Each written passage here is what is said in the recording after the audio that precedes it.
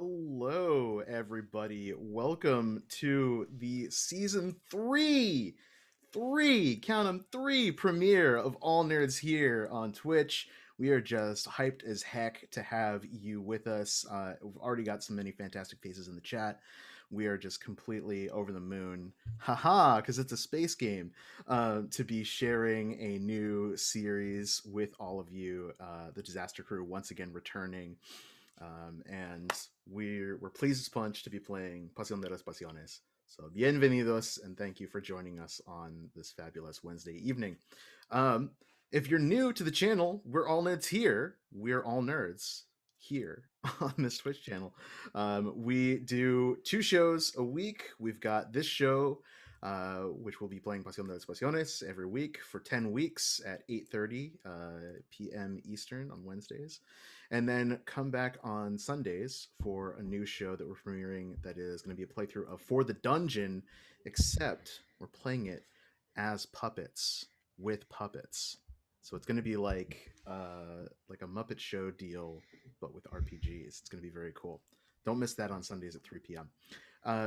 We also have some merch that you can get and adorn your bodies with or put around the house, like these cool coffee cups, hoodies and whatnot, because we have a sponsor, Maddie, fantastic Maddie of So Nerdwear. You go to sonerdwear.com.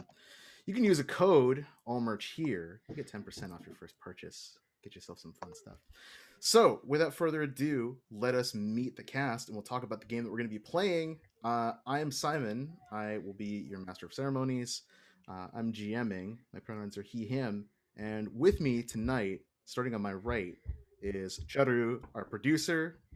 Please tell us your name, your pronouns, and who you're going to be playing for us.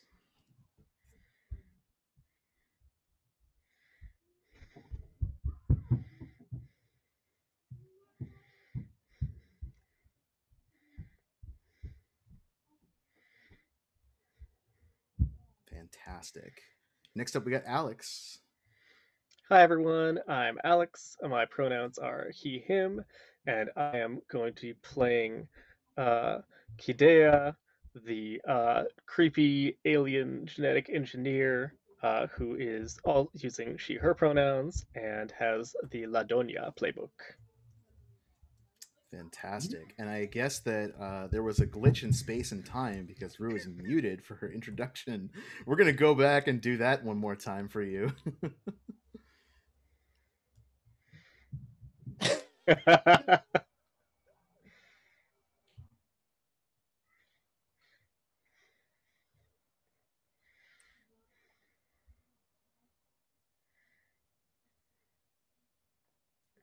Still can't hear. Oh. Okay. All right. We're going to loop back around to Rue and see if we can figure out what happened in the wormhole there. Down below me is Viditya. Hey everybody, I'm Viditya. I use he, him pronouns, and I will be playing Kiran, the once biker gang scavenger, now like elite beauty. I'm trying to think about like the right words. Socialite? Socialite, that is the word I was looking for. Now the radiant socialite. Kiran uses she, they pronouns and is the La Beza playbook. Fantastic. To the right of that bottom row here, we got JR. Hello, everyone. I am JR. My pronouns are he, him, and I will be playing a character who uses the El Jefe playbook, whose pronouns are also he, him, and his name is His Royal Highness, Bearer of the Nine Light, Archpotentate of the Elysian Seas, Grand Captain Admiral of the Trilaxian Fleet, Prince Ismael Rodrigue Isabel Juan Francesca Romain de la Luz de la Aurora Arembida y Verdad. Thank you. I hope you were all taking notes. There will be a test at the break.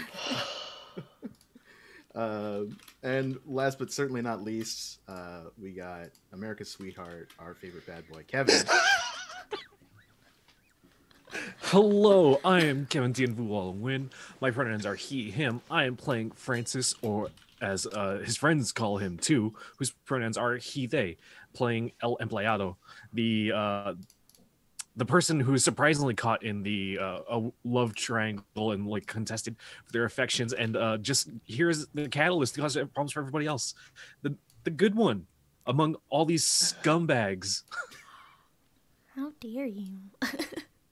Very good. Fabulous.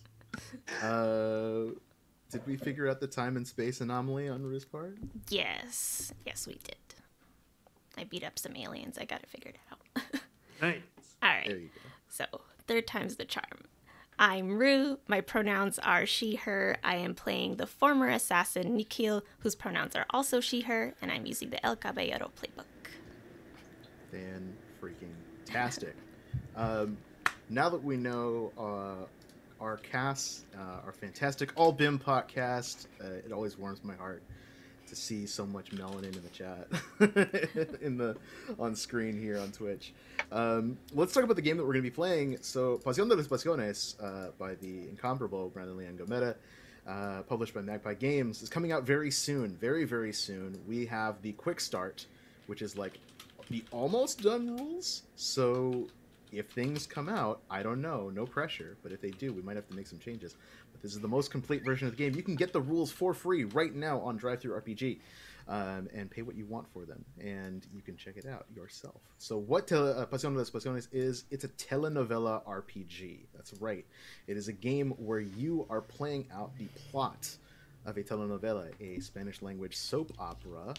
It is not necessarily like we're not playing like high drama and stuff. We're playing high drama, but we're playing the TV show, right? So there's some meta stuff that's going on, and all of the moves, because this is powered by the apocalypse, play into that meta, right? People are going to be demanding what they deserve. They are going to be striking out with words and violence. They are going to be flashing back to dramatic moments in the past. They're going to be expressing their love passionately, and sometimes they're going to be processing their feelings out loud to themselves and to others. And at that point, the audience, the other players, will be stepping in and trying to give them guidance on, like, imagine the family gathered around the TV yelling, like, "What are you doing? You should be with Rogelio." There's a move for that. There's mechanics around it. So our particular version of Pasión de las Pasiones is going to be using a custom playset, because we can't ever do anything by the book. We have to be a little bit extra. And so rather than use the preset setting for Pasión, we decided to try and take a crack at writing our own.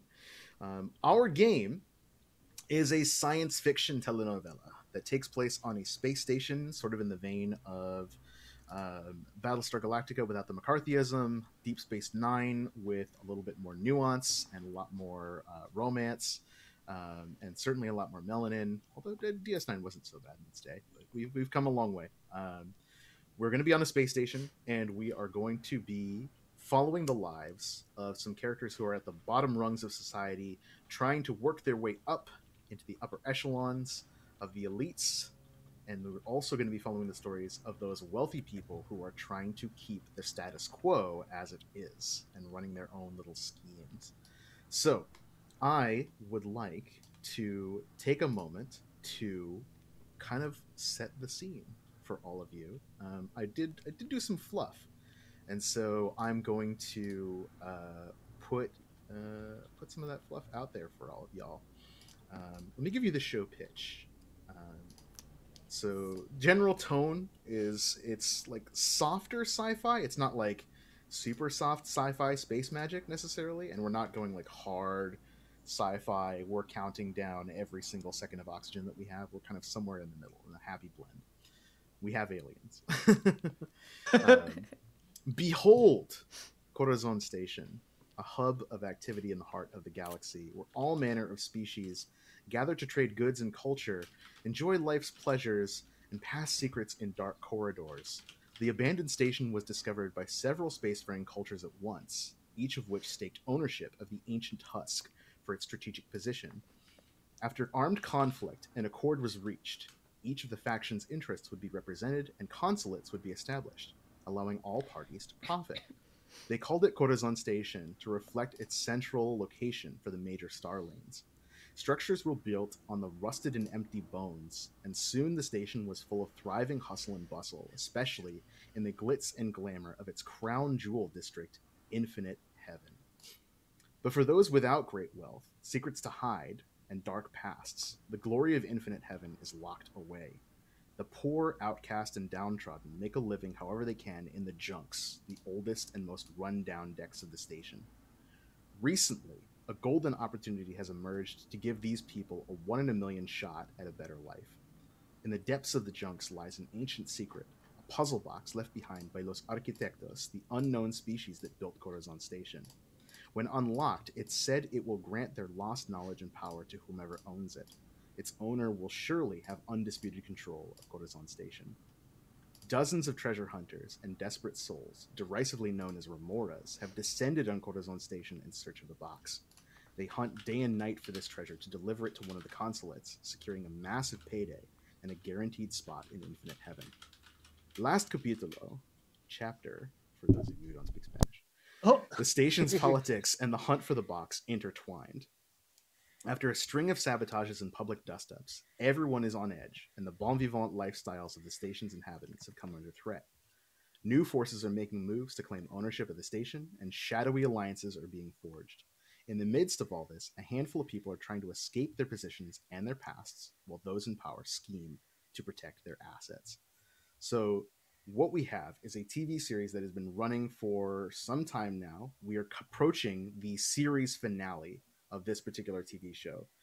Corazon Station, which is subtitled Buscando el Cielo, which is searching for heaven, because we're going to infinite heaven.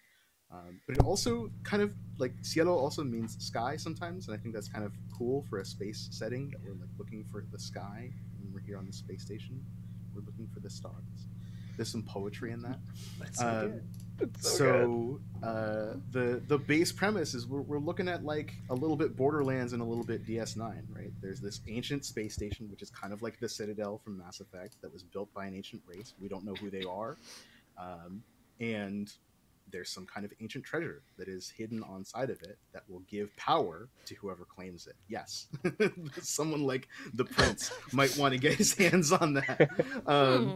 So we're going to follow some characters who are at various intersections of either being the elites in infinite heaven, or those poor folks in the junks trying to get their way up into the higher tiers of society. Other little things, because we're playing a TV show, we also have some context for the show itself. People don't call it Corazon Station Buscando el Cielo. They call it Corazon Station because it's easier to say. It's been celebrated by critics as a fresh twist on a classic rags to riches kind of trope. But it still follows the formula of working class people fighting for a better life and the wealthy elites blocking their path. It had a bit of a rocky start and a lack of confident backing from the network during its first chapter, the first like 60 episodes, kind of the first half of that, I would say. The networks were not really sure that a sci-fi telenovela was going to do very well. But despite that, it still managed to grab a strong young demographic of late teenagers to 30-year-olds who could identify with the struggles of freelancing life and uncertain economic distress. It also holds a small but vocal following of sci-fi fans who don't usually watch telenovelas for the show's surprisingly deep world building. With a slightly bigger budget for special effects now, and a strong cult following, the show is approaching the climax of its 120 episode run. Audiences are anxious to see how all the disparate threads and mysteries that have been building for the past year and a half will resolve. So, a lot of information to take in all at once. Let's zoom down to the station itself. So when we play Pasión, one thing that I really love is that when we make our characters, after we kind of introduce each other and how we're connected, we do a intro to the TV show itself, where we kind of play out like what does the opening credits look like each week, which is great. And then we jump into a like last time on, where after you do the credits, there's that fade to black and then previously on this show, and it kind of sets up the different dramas of things that are going to happen. We're going to do that piece by piece. So we know roughly what each of these characters is like. Shall we go through and just briefly have everyone kind of set up the drama of your characters? Like, what's the quick like elevator pitch, and what your bonds are to each other, for the sake of the audience? Yeah. Cool. Who would like to tell us about your character a little more? I think Rue would. I think we would. Damn, okay, fine.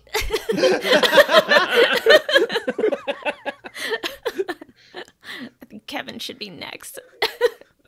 Well, no, that's No, we gotta go in order. Yeah. How dare you? Okay, fine. I had to throw you under the bus so that I get to go last. Hate you. Well, now clearly Kevin has to go first and go counterclockwise. Let's go in reverse order. Yeah. Mm. So Kevin, you go. Well, I'm playing Francis. Francis, they are known colloquially, but their friends call them two. They are playing El Empleado. They are a sweetheart. They're they are they've got a nice job. They play Anne Hathaway's part in The Devil Wears Prada. Like, he is secretary and liaison to let me see. His Royal Highness, Bearer of the Nine Light, Archpontate of the Elysian Seas, Grand Capitan Admiral of the Trilaxian Fleet, Prince Ismael Rodrigue Isabel Juan Francesca Romain de Luz Aurora, Arambide y Verdad. Close enough. Well, maybe when I get some health care, I'll see about working on that. So Francis works for Prince Ismael, but Francis is also caught up in a torrid love affair with Kiran, the ambitious socialite, and Nikhil, the saccharine assassin, and kind of flip-flops on who is their current paramour at the time, and recently was caught in an intimate moment with Kiran by Nikhil, unbeknownst to them, and they also find themselves, strangely enough, a sort of closely tied with Kidea, a confidant of theirs, sharing their secrets, kind of confessing to Kidea, seeing them as a sort of mentor type figure. And I think that is Francis.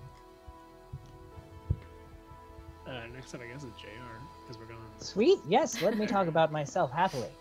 Of course. In song form. As my associate Francis has explained, I am, of course, His Royal Highness Bearer of the Nine Light, Archpotentate of the Elysian Seas, Grand Captain Admiral of the Trilaxian Fleet, Prince Ismael Rodrigue Isabel Juan Francesca Romain de la Luz de la Aurora, Rendida y Verdad. Please take note of the name.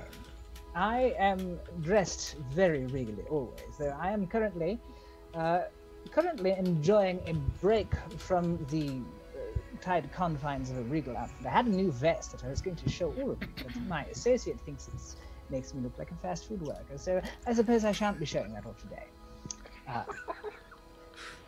The actor playing the prince is sort of a new up-and-coming hire on the show, or not up-and-coming hire on the show. He's been around since day one, but he's sort of a relatively new actor in my head. He went through the camp program and has been doing a lot of activism for migrant workers on the side because he is very, very closely connected to that and has done a lot of charity work. He auctioned off his regal outfit at a charity auction for the season 2 premiere. Damn. Is when we were kind of in talks for season 2, kind of took a pay cut to make sure everyone got paid the same, and the floor of the cast kind of rose as well. Always looks out for the crew, always looks out for the cast. That's well known in all of the gossip magazines. They talk about that. Jesus Christ! I love that you're setting yourself up to be just completely bulletproof when your character is just like the absolute heel for everything that happens. True, I am not my character energy. Nobody else has the range. Well, who's gonna follow that one up? It'll be me. Yeah, so I'm playing Kiran, who again is the Love is a playbook.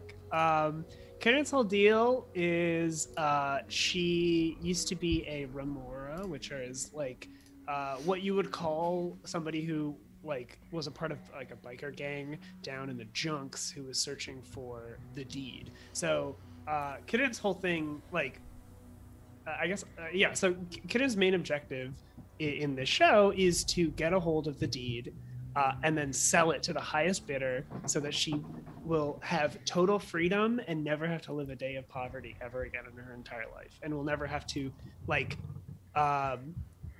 will never need anybody else either. So like what she's doing currently, or like in the previous season, we saw her kind of down in the junks, searching for stuff and like realizing that this isn't the life that she's like, this can't be what life is. Also, the deed can't be here. Like we've looked everywhere, so I'm setting my sights up to infinite heaven. It's got to be there, and so she's like taken on this socialite persona, which she fit into very easily. Like she's like, oh, I can get used to this. Oh, this is great. And she's like this natural beauty, works very carefully about how she looks, and like and is aware of that, will use every bit of like wits and wiles at their disposal to get what she wants. And in terms of relationships, she kind of like plays around with everybody. And depending on where she needs and what she needs, she'll go to a different character every week for like something different. And so Prince Ismail is a source of entertainment and flirtation kept at arm's length, because she knows better to play. She knows better than to play with fire, but playing with fire is just so much fun, you know. And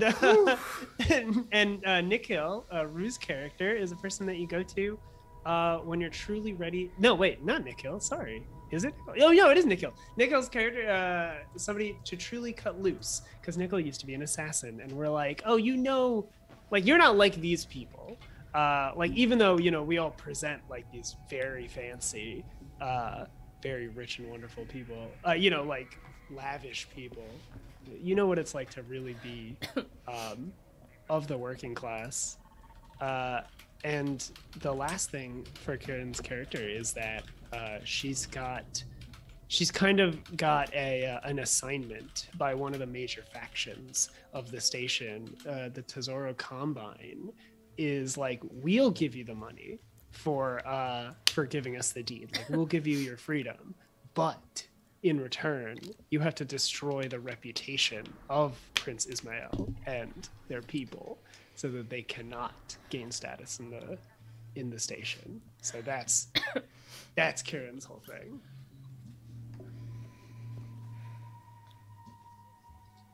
All right, is it over to me? Think so. So I'm going to be playing Kidea. I guess I'll go more into her look later, because it's a little complicated, because she is kind of one of our alien species. She has sort of an orchid mantis-esque vibe, with two human-esque arms, then two smaller, more dexterous arms under those. So that's a little preview of how she's going to look later. For my relationships, Kiran, Viditia's character, is someone I've sparred with for a very long time.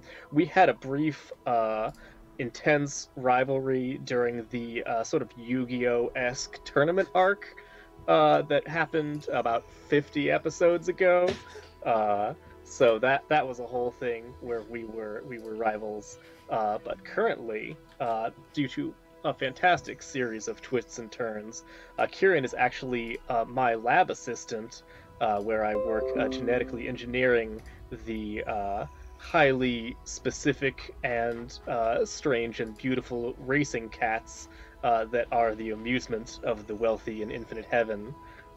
So that's a new wrinkle, is this pair of former rivals getting thrown together with a whole new power dynamic. So that's something the audience has been waiting to see for a long time. I have also gotten to see some of the side of Nikhil that others have not seen before, and I just think Nikhil is like a broken little bird that I must take care of. So one of my schemes as Ladonia is to protect Nikhil from harm, and we'll see how that goes. Speaking of whom, Yeah, okay. So, Nikhil's actress is a very method actor, so we're gonna do this in her voice. So, let me just pull it up. Give me a second. I have so many windows open.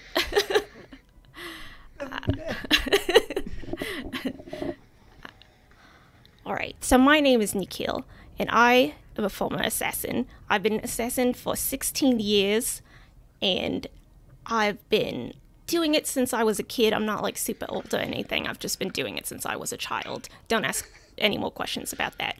I'm told not to tell people that. My therapist says that it's really weird to tell people that I'm an assassin, so I won't. I'll tell all of you, but I won't tell anyone else. I quit the business. Now I'm just working as a maintenance worker on the space station. But every once in a while, you know, sometimes you get the urge. Like, I'm really good at being an assassin, and I'm, like, only mediocre as a maintenance worker, so I don't know. Anyway, on one side, I've got this really lovely person that I'm trying to court to, and then, whoops, on the other side, I have these really awesome friends. I've got Prince. Actually, let me make sure I get this name right. He hates it. He hates it when I call him Is, so I'll do it the correct way. His Royal Highness, Bearer of the Nine Light, Archpotentate of the Elysian Seas, Grand Captain Admiral of the Trilixian Fleet, Prince Ismael Rodrigue Isabel Juan Francesca Romain de la Luz de la Aurora Arembide y Verdad. And that's like how he likes to hear it.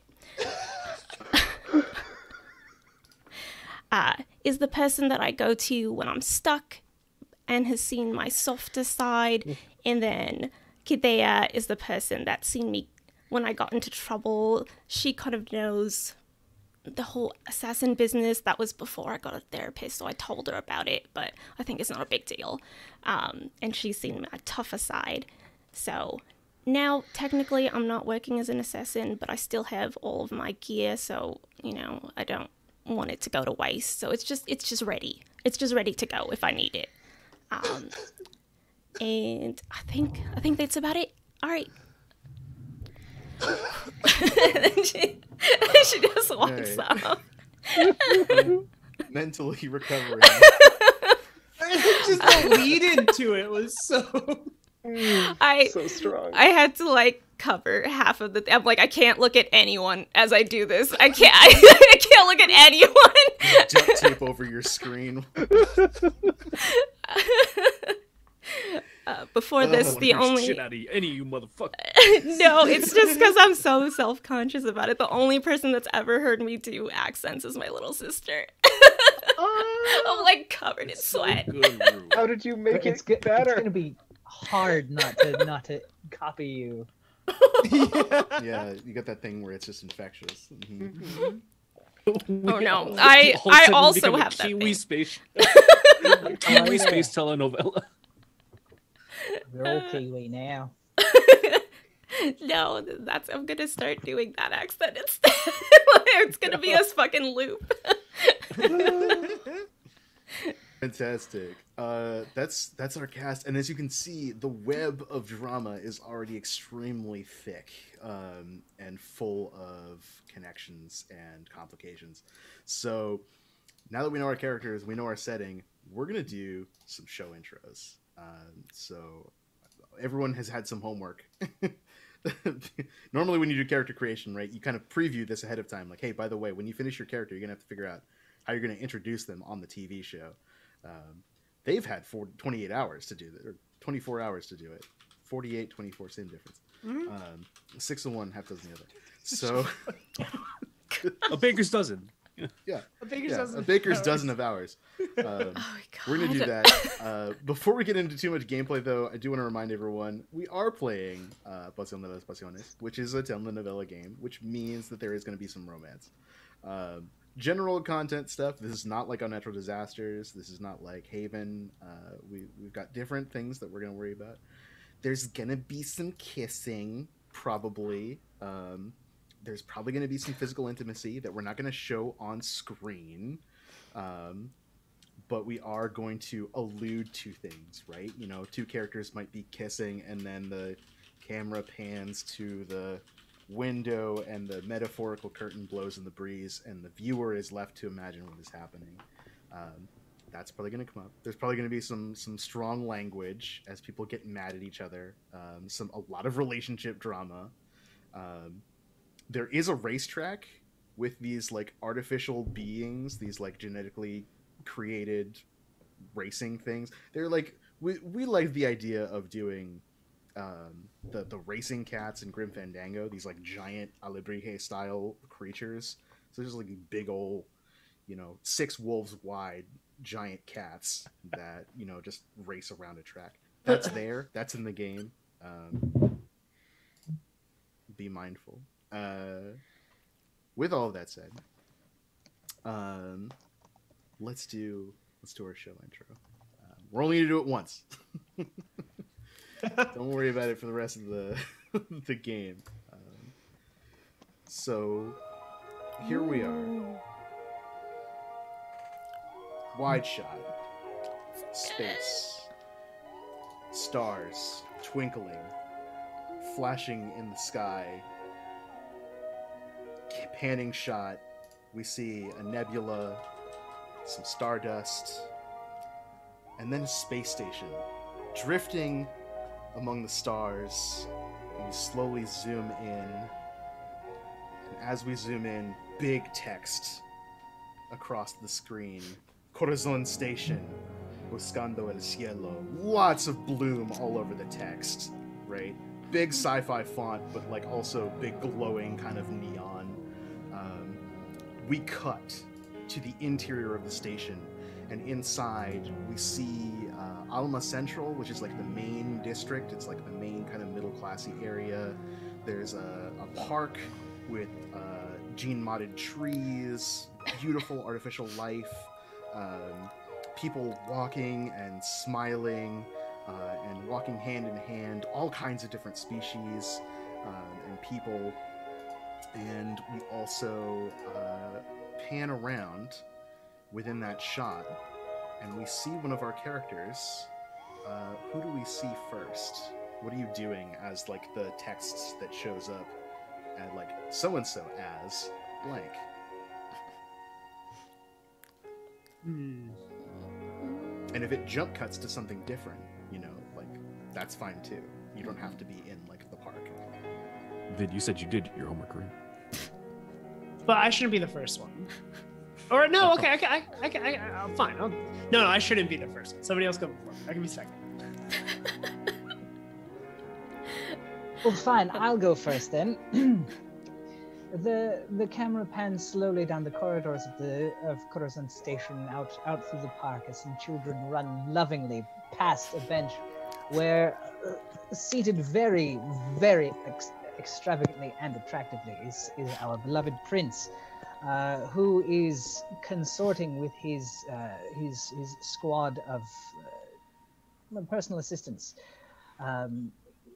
He nods to them, sending them off on some errand of their own, and then turns to a beautiful, beautiful, very buxom woman and kisses her, then turns to the svelte young man next to him and kisses him, and laughs, drinks a glass of wine, and tosses it on the ground, shattering it. Then it kind of jump cuts to him later on in an office late at night as he takes up some valuable paperwork and sets it aflame. Perfect. From there, we get a quick jump cut of like a couple of different scenes from within the park, from across the station, kind of a panning shot of one of those observation decks. And then Infinite Heaven itself, which is this massive district. So within the space station, like one of the higher tiers, there's this area where the curved dome of the station has like an artificial sky. Like it doesn't have like glass panes viewing the stars. There's an artificial sky that's around the edge of the district with these towering spires that don't make any sense to be on a space station. These massive high rises, glittering lights, sparkles, wealth. There is a cut of like two people clinking their champagne glasses inside one of these structures, and as they do, there are two hands, one that is like scaled and lizardy, and the other one which is like a jaguar's paw that just gently puts on top of the other hand, and like one finger caresses the other hand. As we kind of jump around in this area, who do we cut to next? I think you kind of see like a casino area. It's very lavish, right? It's like clearly everybody's having a grand time and is dressed to the nines, and it kind of pans to a like an entrance, and you see walking in on the arm of some some like really just elegantly dressed alien is Kiran, who is similarly like just literally radiating. Like her outfit is like hologrammed to be like this flowing dress that underneath the hologram is like this beautiful kind of fabric that plays off of it, and you know she and just literally light is bouncing off of her, right? A gemstone in motion, and she's just kind of laughing and playing it up, and it kind of cuts a little bit of her just being a part of the high life, right? And then it cuts to her like breaking into a room, and in the room is like is probably the prince and Nikhil and Tu, right? And she just like they're in the middle of a conversation, and she just bursts in and like runs over to Tu and falls into his arms and puts it and like kind of caresses his face and gives him a kiss, a passionate kiss, and then like holds like has him hold her, but the camera swings and you see that she's looking deviously towards Nikhil and the prince. That's so good. And we zoom into that devious look, those eyes, and that eyeball becomes an eye that is stamped on a crate that is being carried out by these aliens in gold and black jumpsuits, along with a couple of humanoids that are carrying off these crates. We're in a shipping dock, and these kind of corporate-y looking like sci-fi Amazon workers, like postal delivery people, are like offloading things in crates, and there are these big jaguar aliens in kind of like jade, crimson, and bronze armor, like big bulky sci-fi armor, like checking the crates and like kind of looking suspiciously at each other, and they kind of glare. And off to the side we see some lithe, taller humanoids wearing these long lab coats, who are just sort of like observing from a distance, kind of stroking their chins. We cut from there kind of to like some of the more production-y, science-y areas. Who do we see in this part of the station?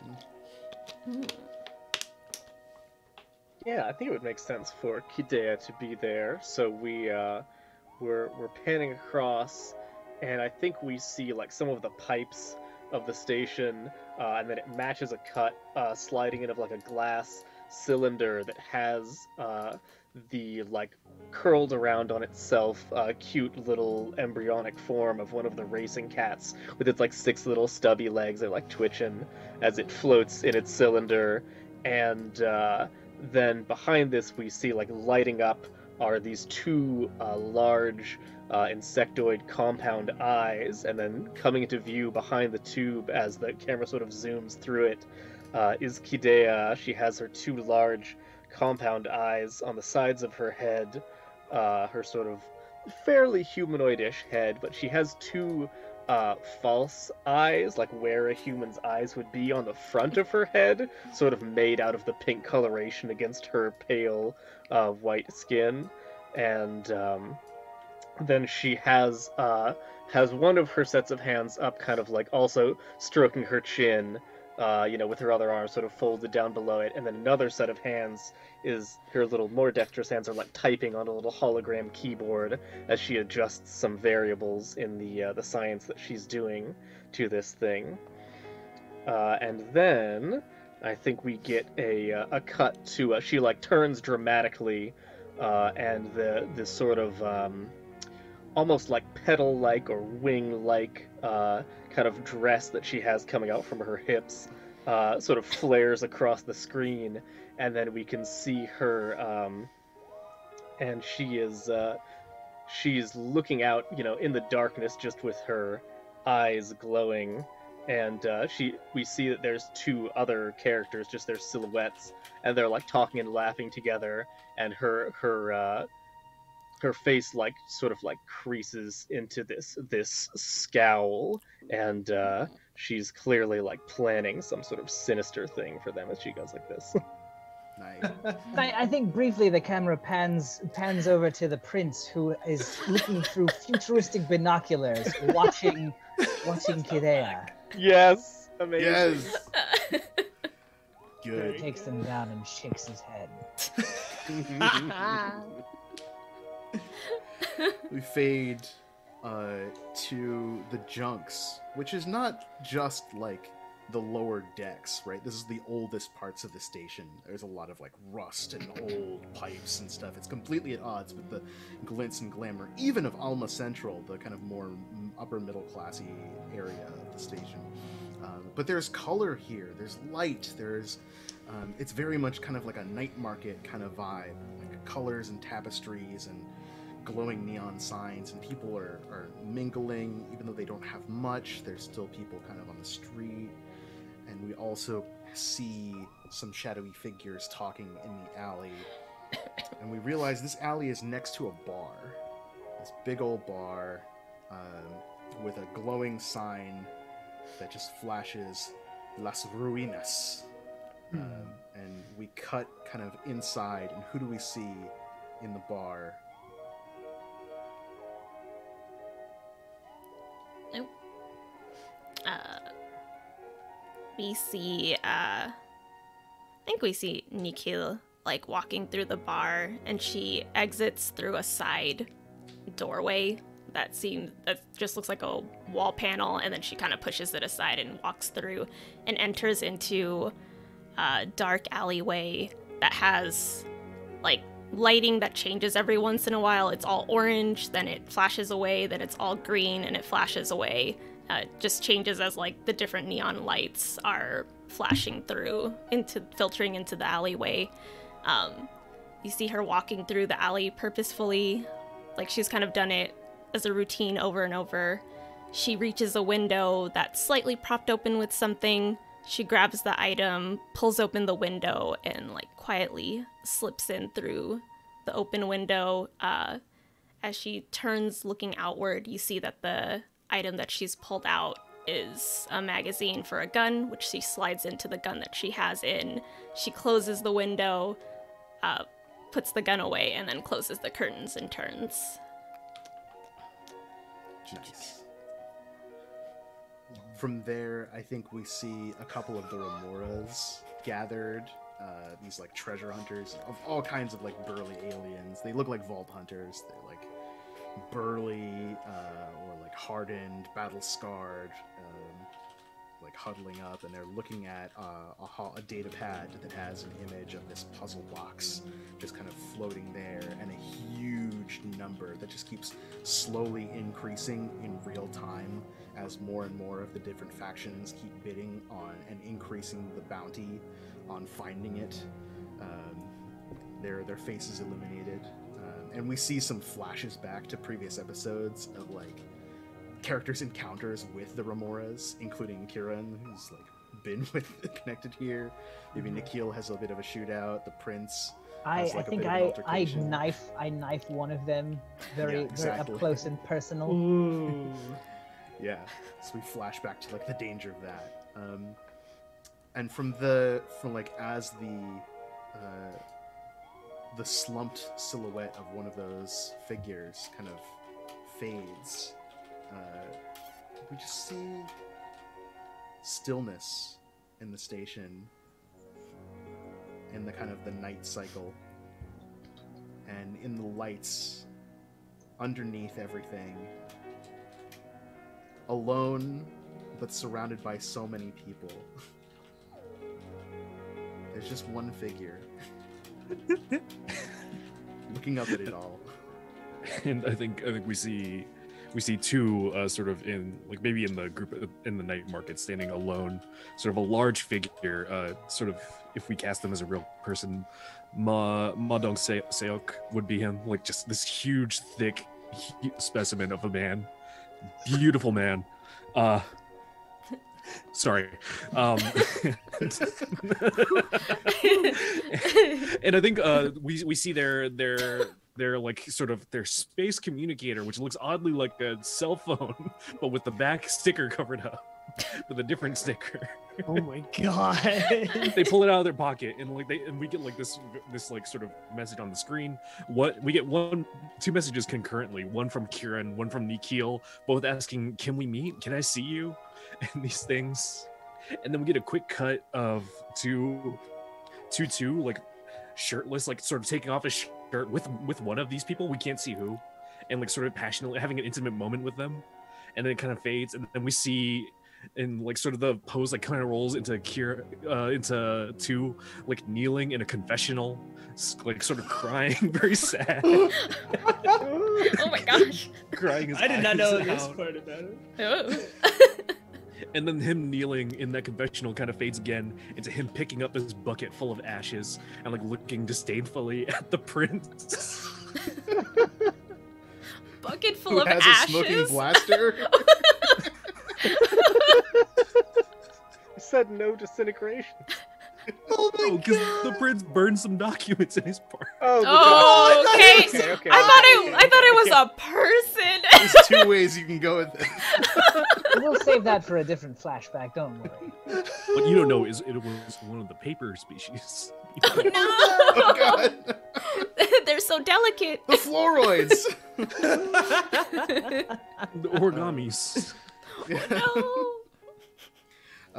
And I think from there, the camera just zooms out with that, like, two at one side of the room, the prince at the other end of the room, just kind of staring disdainfully at each other.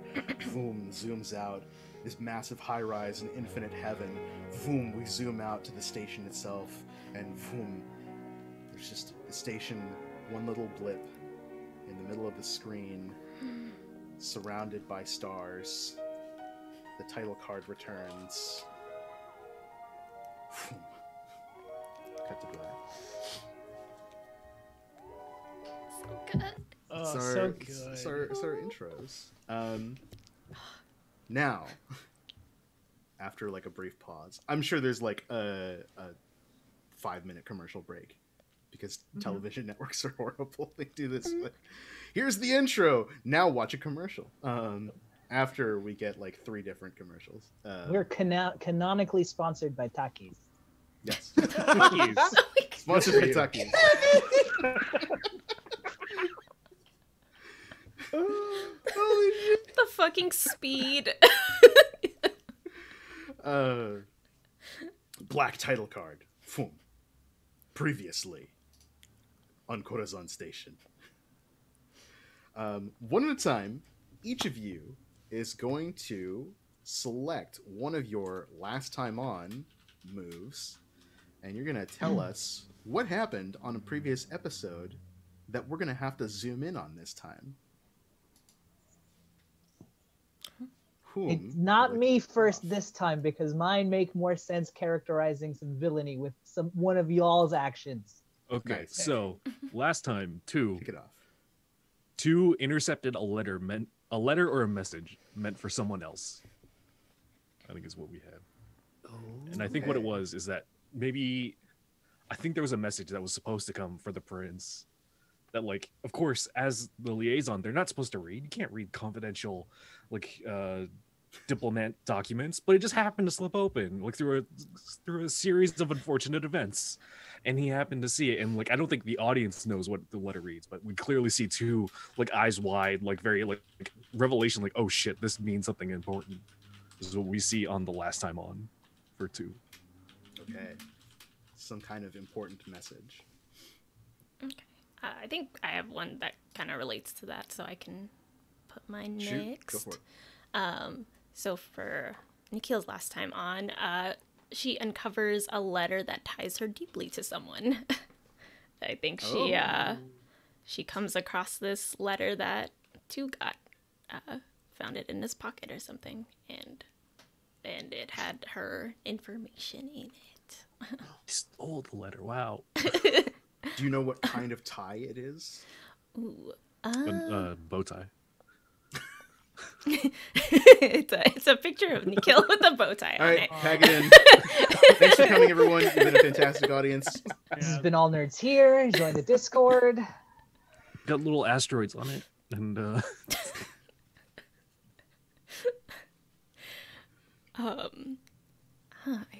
Is it a previous contract? Is it? Ooh. Is it a family bond? was it your invoice? Yeah, I think it's like a contract that she had with Prince Ismail. Was it a hit I think, on yeah. Francis? Oh. Well, it connects you, right? You found something that connects you to 2 in some way. Oh, to 2. I thought it would connect me You to finally Ismail. found out that my English name is Francis. You've never known before. Oh my God. You're like, sure, I'll kill this Francis asshole. And then you see it's me. Well, it doesn't actually have to tie you to Francis. It can be like, oh, this is a contract that you had from Prince Ismail. Yeah, I think it's more likely to be that. Although I do think it would be hilarious that she doesn't know that your first name is Francis. Yeah. I mean, that can still be true. I don't think I would have Francis killed yet. Yeah. Yeah. Yeah. So I think this is just some unrelated thing. And I also don't think that Thu otherwise knows what Nikhil's former job was. Yeah. So for you, 2 finds in like the sequencing here, like there's a shot of 2 like finding the letter, and we kind of like hear the inner monologue of like reading aloud, like this is a contract, this is a hit, and then later on we cut to Nikhil at some point pulling the letter out of 2's jacket at an opportune moment. And being like, oh shit, this is a hit from His Royal Highness. Did you steal it? Yeah, she keeps it. Yeah. Okay. Who else? I think mine follows off from that pretty well. So last time on Corazon Station, let me see what the exact wording is. I handed someone a weapon with whispers of encouragement. So I think that is going to be Nikhil, actually. Despite me knowing that Nikhil already has a whole arsenal of weapons, Kidea is pressing into her hand this very small, elegant, like almost just like a little, like, beautiful curved object that looks more like a little statue than a weapon.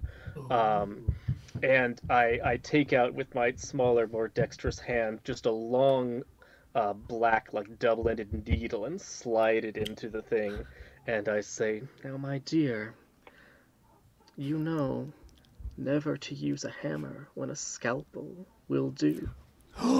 Ooh. And I think we pan over conveniently to to like the little label for the thing, the box that it came out of says like amnesia darts. Ooh, yeah, Ooh. yeah. And I say, you only get one shot, but of course you never miss, do you? Ooh. That's good. Kiran, what is your Yeah. last time on? I don't know if it. I have one that kind of has to do with this whole plot, so I guess we can kind of keep our thing. I have one that says you slip something into somebody's possession without them knowing, and I think I slip the contract in a place where 2 sees it. Yeah. So it's like Wow. it's like I'm hanging out with the prince, and I'm like, and I see the contract, and I grab it, and then it cuts to me hanging out with 2 like after hours, like, oh, I'll come hang out with you at work, like, oh, you just need to patch up, yeah, that's fine. And then I'm like, oh, where's the bathroom? And then like you see me like put it where it shouldn't be, and like I know that 2's gonna be like, oh, that shouldn't be there, and then like pick it up, you know. What's this letter doing inside, rolled up in the toilet paper? Tucked in the magazines. The prince Oh, it knows I came have full to circle. clean.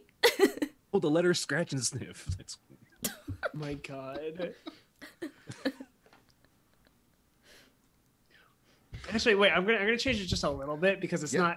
not pushing my character too much, because I think I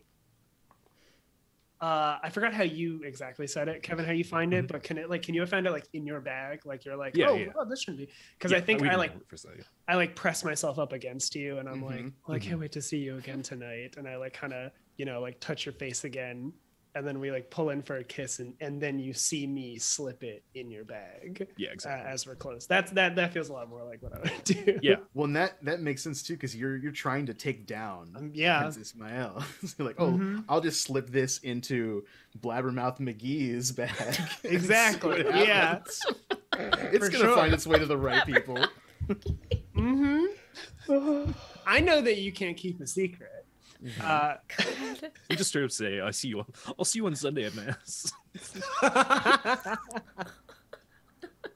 Which leaves us with Prince Ismail. What is your last time on? My last time on, I think, is that I showed someone a moment of tender weakness.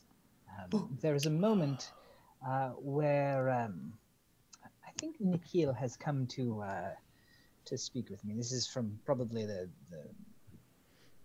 season 1 climax.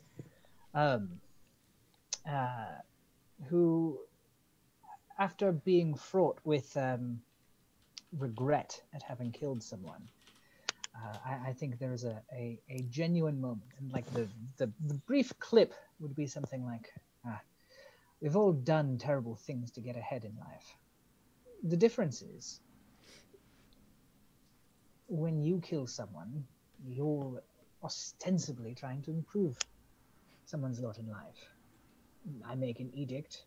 I can destroy a whole country without even lifting a sword.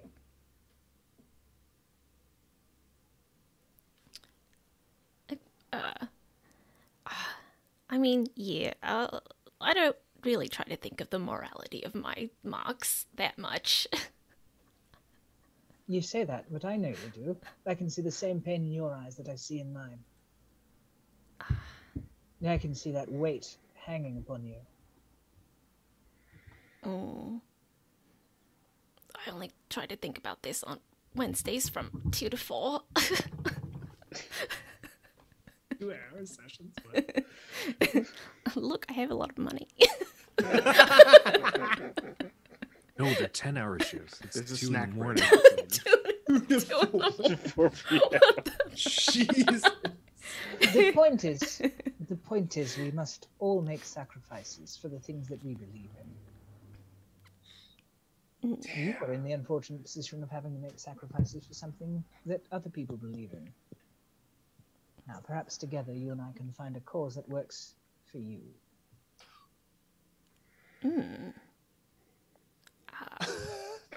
No one's ever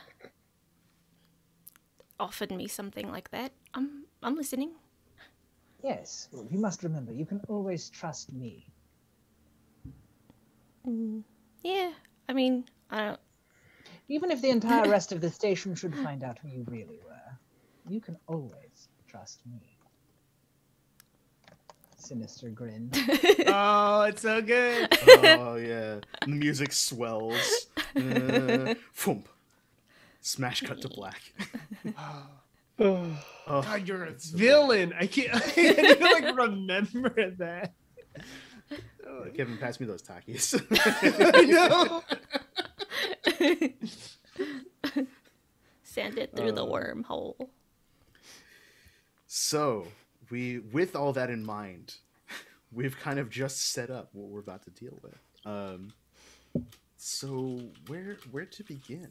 I think we start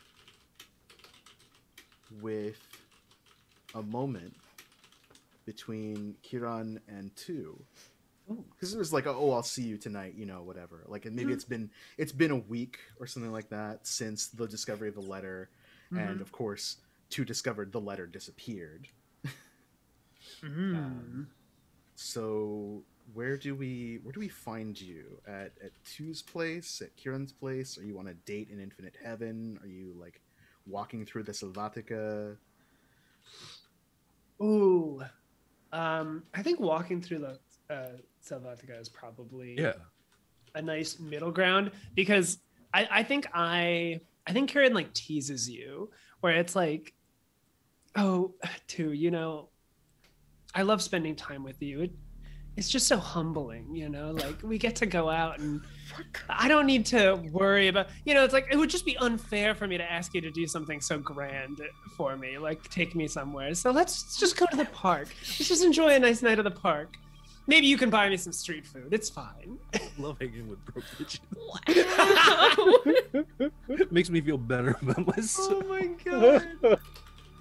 I think it's because I don't think everybody knows that Karen used to be a Remora. Like I think Karen, to keep status, she has to try and keep that facade. Mm-hmm. I guess I'll ask you. Like, do you think I would have told you? Like, do you think you know? I don't think you told me. I think last season that Tu found out, but didn't let you know, and then you found out Tu knew. And we both like had that like kind of like there's something unsaid here, and then like eventually kind of blew up. Like now we know that we know both of you. Both of us are aware that Tu is aware of your history. That I am also a broad bitch. And that caused Tu to go into Nikhil's arms because you were deceiving them, but then they came back. Yeah, that makes perfect sense. Yeah. Because I was like, no, I swear I'm changed. I won't lie to you ever again. I know the truth means so much to you. Like all this. Yeah. Oh gosh. No, yeah. My cousin, he told me about this great stand down at El Selvatica. It's I think, what was it? G-Dance stand, I think it was. I did. And then it cuts to us like at F Dance. Yeah, fried foods. Just fried. Yeah, so the Selvatica, the shot is like kind of a panning. We shoot in 60 FPS, of course. Yeah. Yeah. So it's that real uncanny valley kind of camera. Everything's a little bit too bright and a little too interpolated. Remember when HD TVs first came out? Every show right, like that. right. Oh yeah. I'm like, wow, this red is blinding me. This red dress is fucking blinding me. It blows you out. Yeah. The Selvatica is this park that is kind of centrally located in Alma Central, which is that kind of main hub of the station.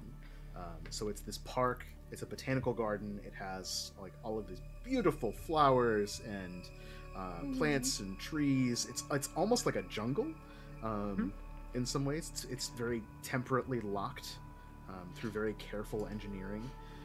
And kind of an interesting quirk is that it has all of these ancient statues of these strange beings, vaguely humanoid looking, that are carved of some kind of alien stone or metal or something like that. They're all covered in moss. They're all verdigreed.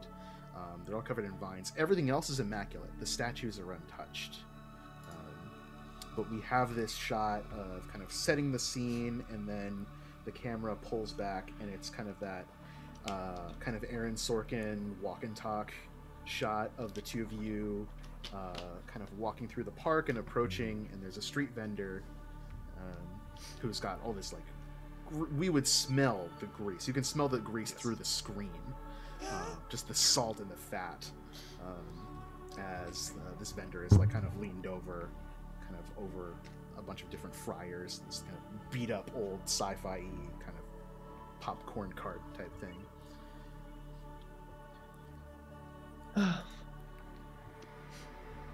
Oh, I think like we kind of got some stuff, and I think I'm gonna be like, is everything okay too? Quick question about like a meta plot question. How much does Chu know about your relationship with Prince Ismail?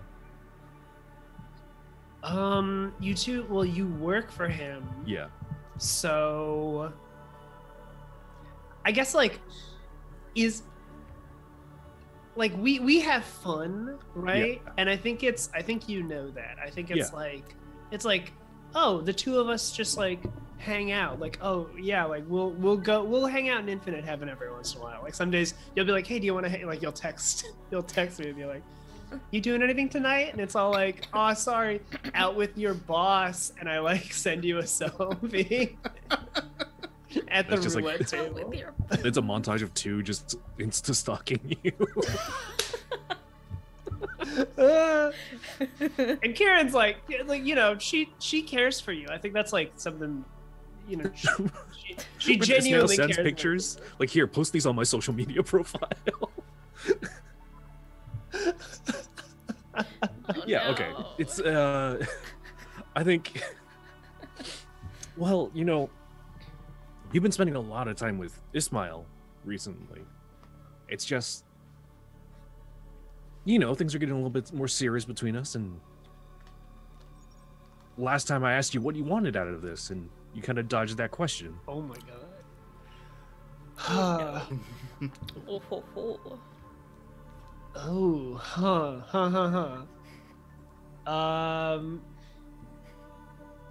I think Karen like touches you, right? Like softly on the arm, and is like, there's just, you know, there's just so much going on right now. It's things are all over the place, and you know, our lives are so weird and tangled up, and I was just worried. I was nervous. You know, I didn't want to say, I didn't want to commit to anything, and I apologize for that. I know it's just I had to do my own searching, and I hope. And like, you know, again, she like leans in close, maybe like holds your arm, and is like, "Can you give me time?" No, Nikhil said you would say that. Damn. Excuse me. She doesn't say that. I think she keeps her cool, but is like, Yeah. We get that like aside of like, this is the internal monologue. mm-hmm. Nikhil said what now? Well, you know, you shouldn't be paying attention to what everything Nikhil says. Like, she's got her own issues, right? Like, if you asked her to go on a date, she'll propose to you on the spot. Like, there's very different things. At least with me, I understand what I want, right? Like, I understand what you want. As like, I kind of like hold your hand now instead of like kind of being like real up close. I like hold it more like intimately. Yeah. It's just, you know, I'm not getting any younger. My aunts are always just, they're constantly, no. you know. Yeah. I've been straight with you. We don't need to get married, but I'd like some commitment, you know. Oh, damn. You do. Huh.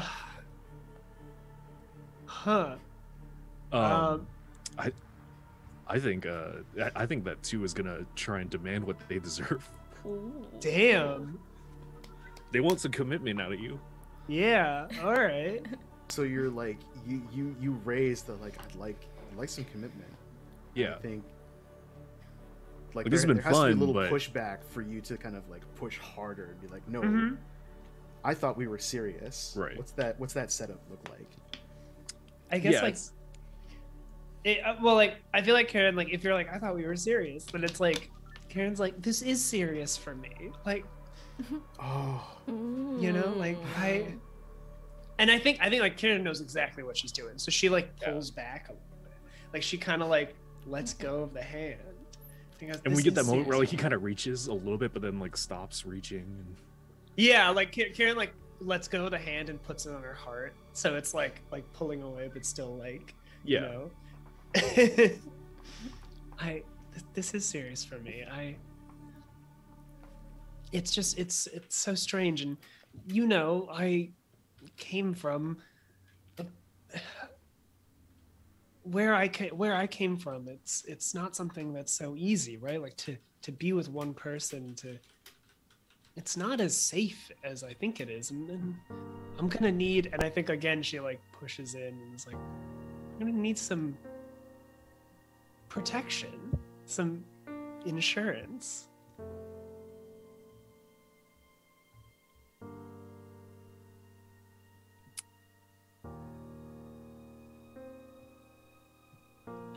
Well, if that's how you feel, maybe the prince is better for you. They're a little bit better equipped to protect you that way.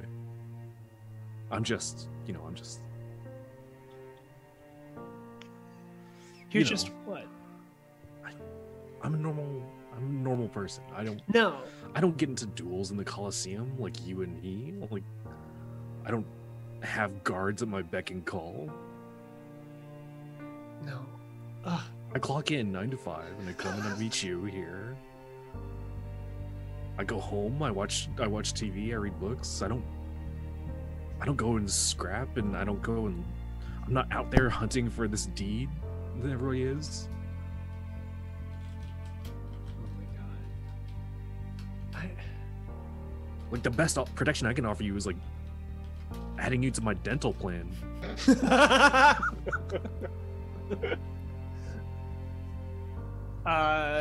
Cut to Princess Mail cutting the dental plan from the Oh,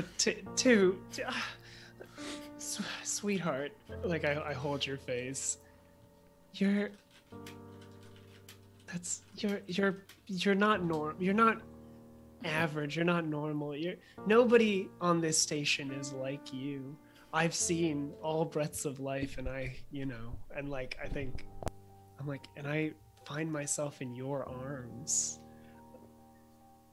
If you want commitment. Oh wait, hold up. Am I about to submit to this? if two might like interrupt as like you sort of like as there's a pause in your speech. It's like, Yeah. I can show you a new kind of life. I can show you a happier life. Wow. Okay. Yeah. Oh. We get this fade out to like this fantasy version of us together with a family no. living in like the suburban district. Oh no. Hmm. All of a sudden, we So- have a Modern Family spinoff. Oh my god. I think like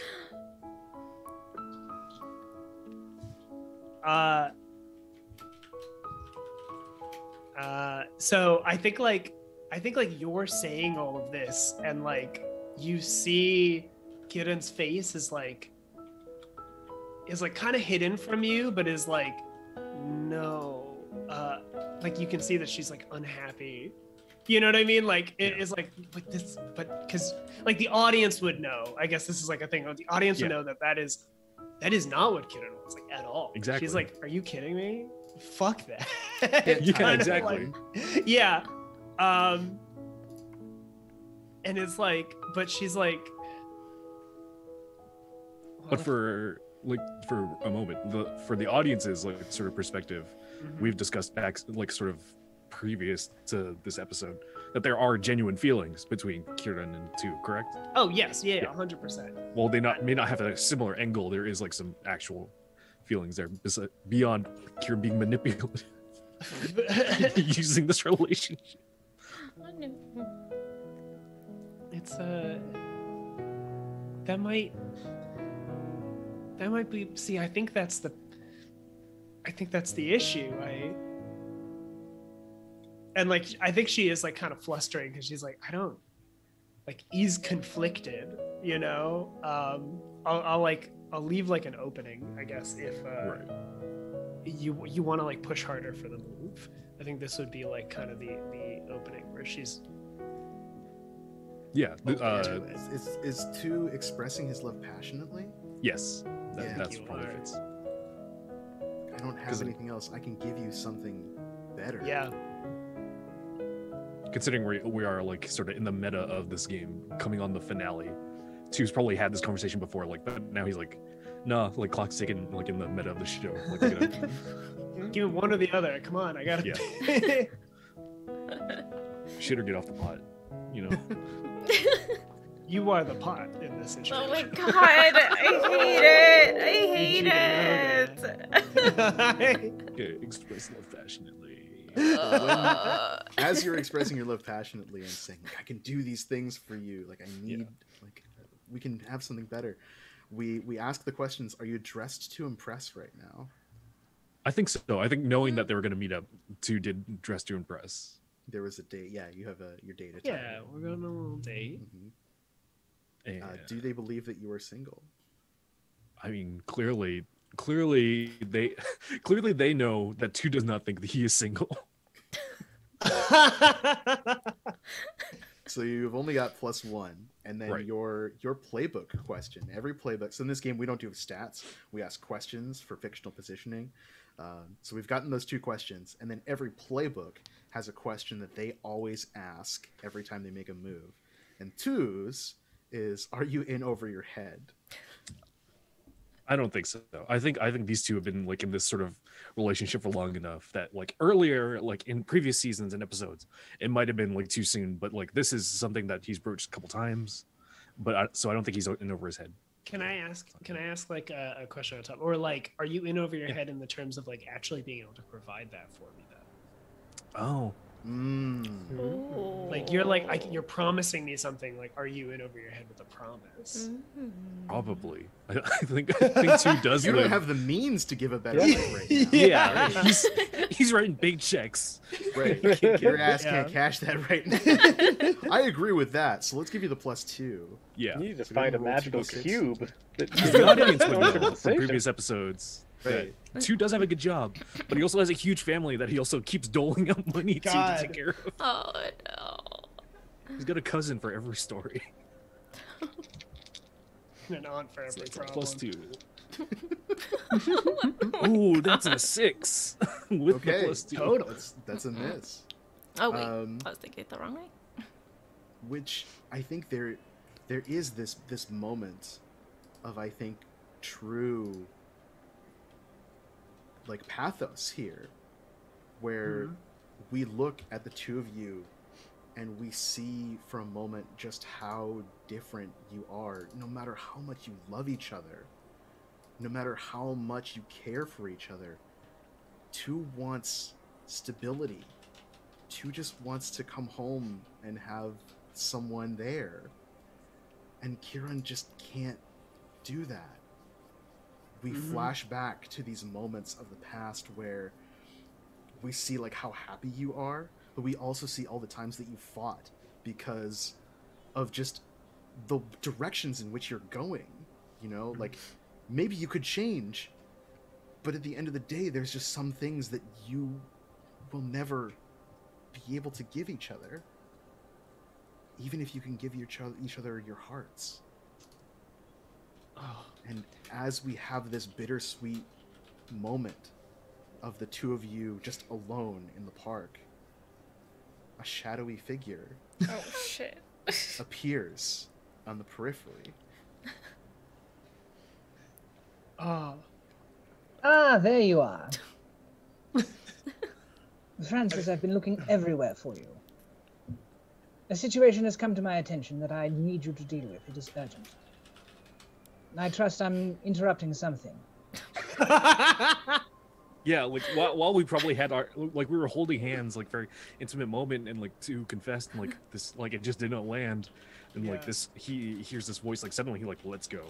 I think like It's like a very dramatic. I feel like even more dramatically, it's like you fail and like we're in this tension, but like you almost see in Kieran's eyes like maybe like you see like two sees in Kieran's eyes like maybe this is that final push to actually get it. And then as soon as the prince comes in, like even in like Kieran's eyes, like you see like it's like, oh, but that's a future I can get kind of thing. You know what I mean? Like it's like it also has like Is it all of a sudden like you kind of like dote on the prince and like fall into like very fun loving like party yeah, Karen? I think like Kieran also takes the out. It's like, oh thank God. Yeah. Yeah. You take the snacks and you offer some to the prince. And I think for the audience, that's the moment where they're like, "Oh my god, they're never going to get together." No! Oh my god. Oh my god. And I think the prince kind of takes Francis aside briefly and hands him instructions. You know, the audience can see it's details of a missing message that he's been expecting. It's the thing that we've set up, right? Yeah.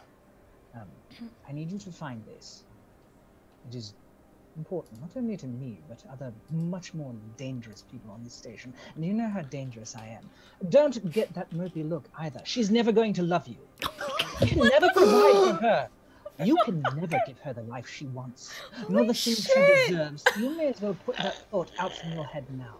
Now go, be a good little dog and fetch for your master. Oh my god!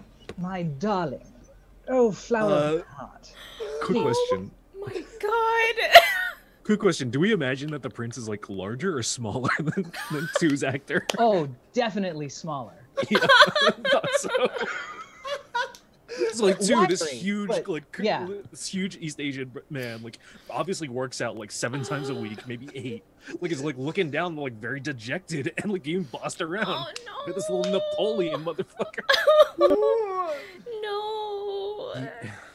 And like he's about to like affirm and like be like, yes, sir, but like you immediately go pivot into like flirting with Kieran, and he's like, he'll kind of just walk off screen left. You ought to know better than.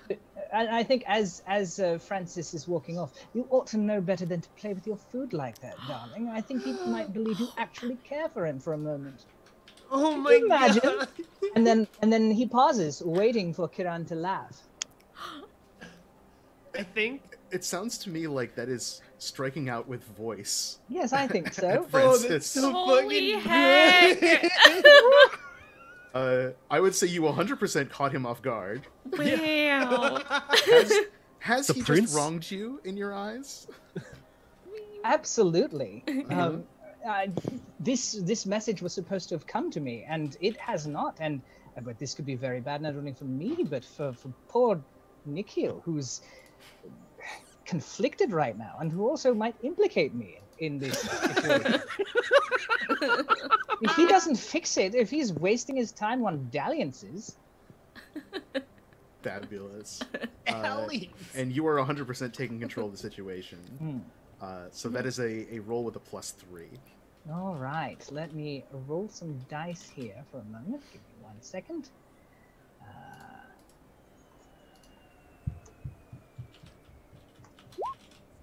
That's a 10. Okay. So on a Wow. hit, your strike lands, and each of you marks a condition. But on a 10+, you can also take something from 2, or avoid marking that condition yourself. I don't know that there's anything that I'd take at the moment. Mm-hmm. You So- take me. Nah, yeah. My dental. I'm going to not mark a I condition. take my dental.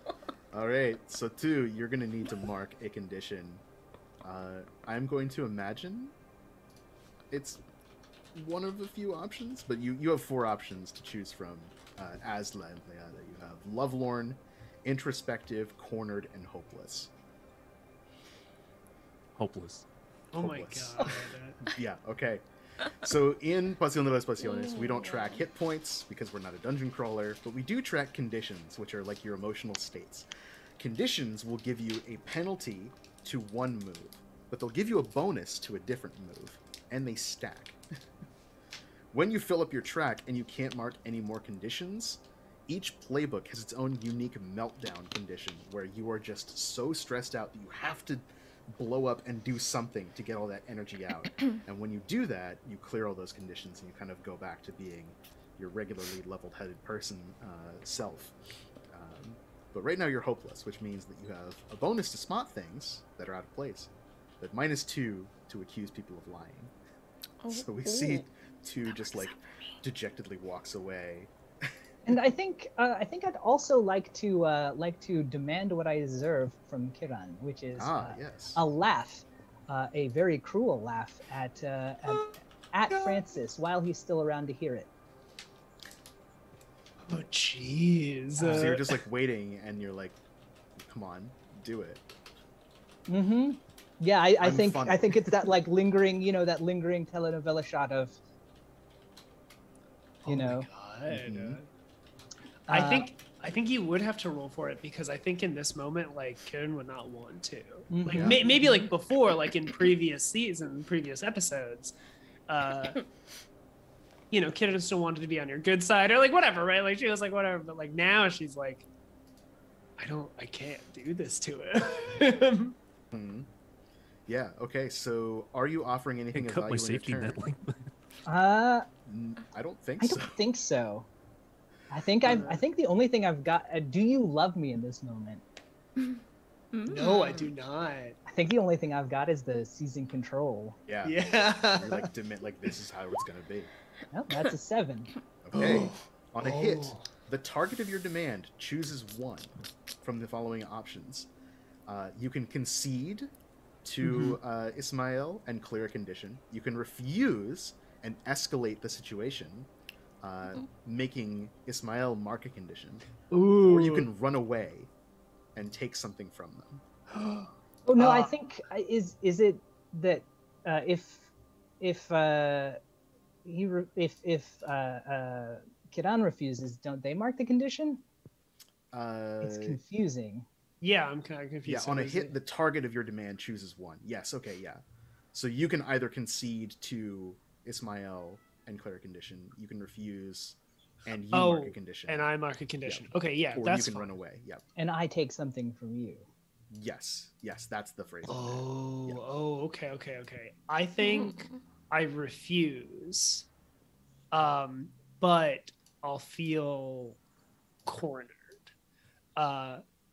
So I'll mark my condition cornered, so I get a +1 to express your love and a -2 to process my feelings. So, And how do you escalate the situation? I feel like it's like let me see if I can do this in like as few words as possible. I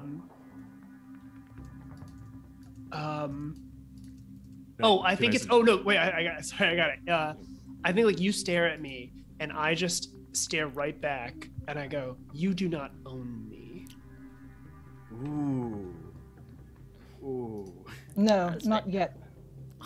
Not until you've sold yourself. Oh.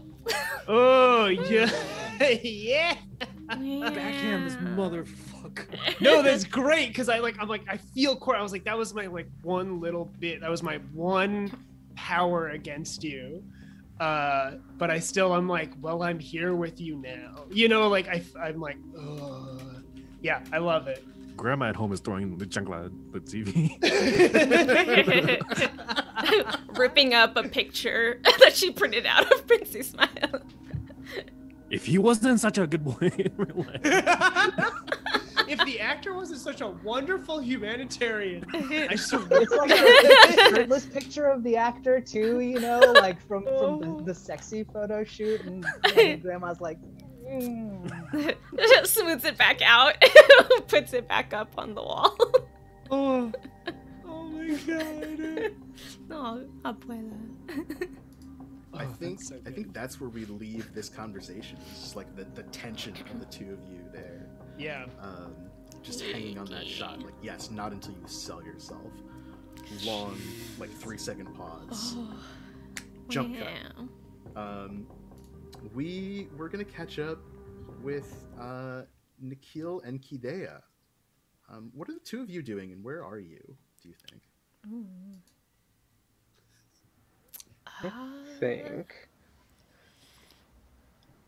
I kind of want to be like combing or braiding your hair or something to take care of you, something like that, with my many arms. That would be You great. could probably braid so well. Holy shit. She's amazing at braiding. Yeah. Got like Viking braids, so just like immediately. Yeah, that works. And I think it's like a very like soothing thing. But Nikhil is just like has a bunch of weapons out and just absentmindedly like, all right, cleaning this and putting these apart and putting them back so together. You're like oiling your blaster or whatever. Yeah. Cleaning the spring. Oh. And we're like at your place. Yeah, I think that works. I think. Cool. Okay. Tell us what Nikhil's apartment is like. I think the one that people, I feel like she has a couple places where she just like holes out, but this is one that is probably in the junks, which is the one that she like brings people to. So it's fairly nice for the area. Like it's in the junks and the outside of it is just like a mess. You go in and you're like, oh my god, it's like holed up in a little place. And then when you get in there, it looks a lot bigger from the inside than you would think. And she's like kept it super nice. Everything is clean. There's, it's like a big giant studio apartment, so that there are no like weird angles. Like you can see where there like maybe were walls that she like took out herself because she's like, people can be hiding anywhere. So That's so good. You have to have clear sight lines. Yeah, there's like random things set up. There's just like black boxes all over the place, which are like weapons and things that she has set up and then like covered up in settings. She's just like, don't worry about that. It's just some great. Yeah, I think right now she's that weapon that you gave her. She's probably like, she probably doesn't need to clean it because you just gave it to her, so she's just like playing with it. She definitely likes her toys. That's great. So I think that I'm behind you, and I've got my two big primary hands are braiding your hair, and then I have like a little one of the smaller hands is like, you know, reaching up and holding different pieces of the hair at like critical moments. And I think maybe one of my racing cats is also here. So like you're sitting down and then I'm behind you, and then the cat is kind of like curled around me a little bit. So my other hand is like petting its little head. And it's like a weird alien cat that's got like, you know, 6 legs and 2 tails and stuff, right? And it's purring. And then as I'm doing this braid, I'm saying, you know, Nikhil, I still just don't quite understand what's going on with you and Tu right now. Ow. Just open up about it. Sure. She's like, all right. If you're asking me the directly. audience knows that I have a secret motive scheming to keep the two of them apart. But Nikhil does not know that. Nikhil is just like, oh, Kidea is so nice to me all the time. She brings a different cat every time she visits. Oh my god! So she's just like playing with the knife, and she's like, I don't know. What do you mean? What are you doing?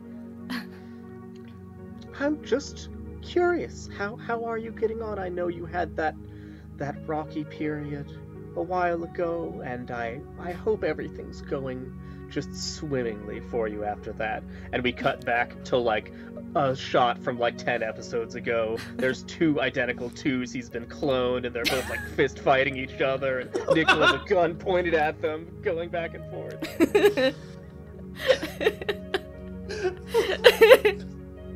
Did you say that I had the gun pointing at them? Yeah, I think Okay, that makes sense, so- right? You're deciding which one is the real Yeah. one to shoot. There's like a quick cut to like an inner monologue where Nikhil is like, damn, this would be so hot if I didn't have to kill one of them. If only one wasn't evil. So conflicted. Such a shame that the clone lived. How dare you? I never miss my shots. Yeah, Nikki's just like, God, yeah, that was super complicated. I don't know. I feel like I fixed it pretty easily. You know me. I never. So skilled. Yeah, I never miss my marks. I know I got rid of the fake too. I mean, he was super hot also, but it's fine. Just 1-2 is fine. Yes, of course. And you know, I helped you test the DNA to make sure you got it right. And we have another flashback to me, like, testing it, and the thing is spinning around, and it turns up green, like, real one, and I'm like, damn it! Nikhil's like, I don't know why you had to check. I told you, I never miss. One can never be too sure, my dear. Yeah, I mean, I sent him, like, a bunch of roses. I read in a book somewhere that people really like flowers, so I filled his room with roses. Then I found out he was allergic, so I had to go back in and take them all out again. So, yeah, I don't know. I have to figure out what he's not allergic to. I keep leaving flowers and just seeing if he, like, has trouble breathing, and then if I... That's great. And I have like a little subtle smile on my lips, and I say, oh, I'm sorry, that was a terrible recommendation, wasn't it? Silly me. I do always forget. And I think that there's a little motion of one of my hands like tracing over my own jawline, and we can see in the like close-up shot the texture of her skin is actually not really like the insecty carapace you would think it is, because as our audience members will remember from the dramatic revelation in episode 48, when Kidea was shot, she is actually also a plant. She is a mantis orchid, not an orchid mantis. So she is a plant that is pretending to be an insect that is pretending to be a plant. And probably too has a slight allergic reactions when she is around, because that sounds amazing. I love it. Just like, oh god, why am so itchy all of a sudden? No, you shouldn't feel bad. I think I probably should have read the book from like beginning to end instead of just flipping to the pages that said apology on it. There was probably a setup part that said something about checking if they had allergies or whatever. It's okay. It's fine. Well, I have an excellent idea. Why don't we plan the perfect date for the two of you? Just you and I together will think it up, and everything will go just as planned for you. Nothing getting in the way, no problems, no complications, and I'm like braiding the hair intricately into myself. Yeah, we really focus on like each of the strands like being tied together as we kind of close that shot of your scheming eyes. Mm-hmm. That's very good. I think like Nikhil, even like as you're doing it, is kind of like rubbing at her head a little bit. I feel like this is what you always do when you're like It's scheming, a little bit too tight. Scheming into her like thing, and she's like has sort of like a Pavlovian response to like the braiding. Oh my god. That's too much. We could take it out. No, that's great. I love Not it. like a very intense, but just kind of like a okay, yeah, that sounds good. Gosh, you really like 2-2. That's really nice. I'm glad. Yes, he's just so quotidian, isn't he? What? Just the most down to planet fellow that you could ever imagine. And of course I know what you see in him. How could I not? Nikhil's just like, Oh, yeah, sure. Quotidian, what? So good. Quotidian, adjective of or occurring every day, daily. There's just a little pop-up. Oh, perfect. Yeah. The word of the day. We Yeah. both have the same word of the day. So she's like, yeah, okay. Well, what do you think? What do you think a good date would be? I don't know. Normally, I don't take people on dates. Before, I was just dating other assassins. So we really didn't have time for for dates. Of course, love only blooms on the battlefield in that case, doesn't it? Yeah, or like in between marks, like, and you have like a couple minutes. Well, that sounds charming. You must tell me some more of your old war stories sometime. But for two, perhaps... Oh, I know. As though she's just thought of this for the first time. It hasn't been scheming it. There is a lovely gala happening in Infinite Heaven, and I do believe that I have 2 extra tickets. How convenient. You know, I do get a couple of them for myself. No soiree would be complete without without me there. For myself, but no soiree would be complete. I would love to attend with the both of you, and of course I'll keep to myself. You lovebirds need your privacy. I think when you mentioned, she was like completely into it, and then when you mention Infinite Heaven, her like left hand twitches a little bit. I also realized I haven't super explained Nikhil's look. Oh, She has a bunch of cybernetics all over her body, just kind of in seemingly random places. And all of them look like she has gotten an injury and then replaced it with cybernetics. So there are a few on her leg that look like very bad patch jobs. Like the tech is very old and you can still kind of see the injuries. It hasn't quite healed up properly. Like it's healed up, but it's kind of a bad job. And then her entire left arm from like her wrist up to around here on her arm is all cybernetic, and that is very like supremely high tech looking. It looks like the newest tech that you can find.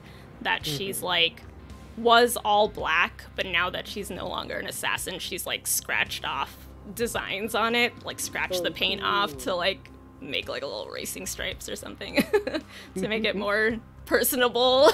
She's like, it's scary if it's all black. Yeah, like all of the tech on that just kind of ripples a little bit. Like there's just like a holographic ripple that goes across. And she, her hand is still like her human hand, and she's just like, Infinite Heaven.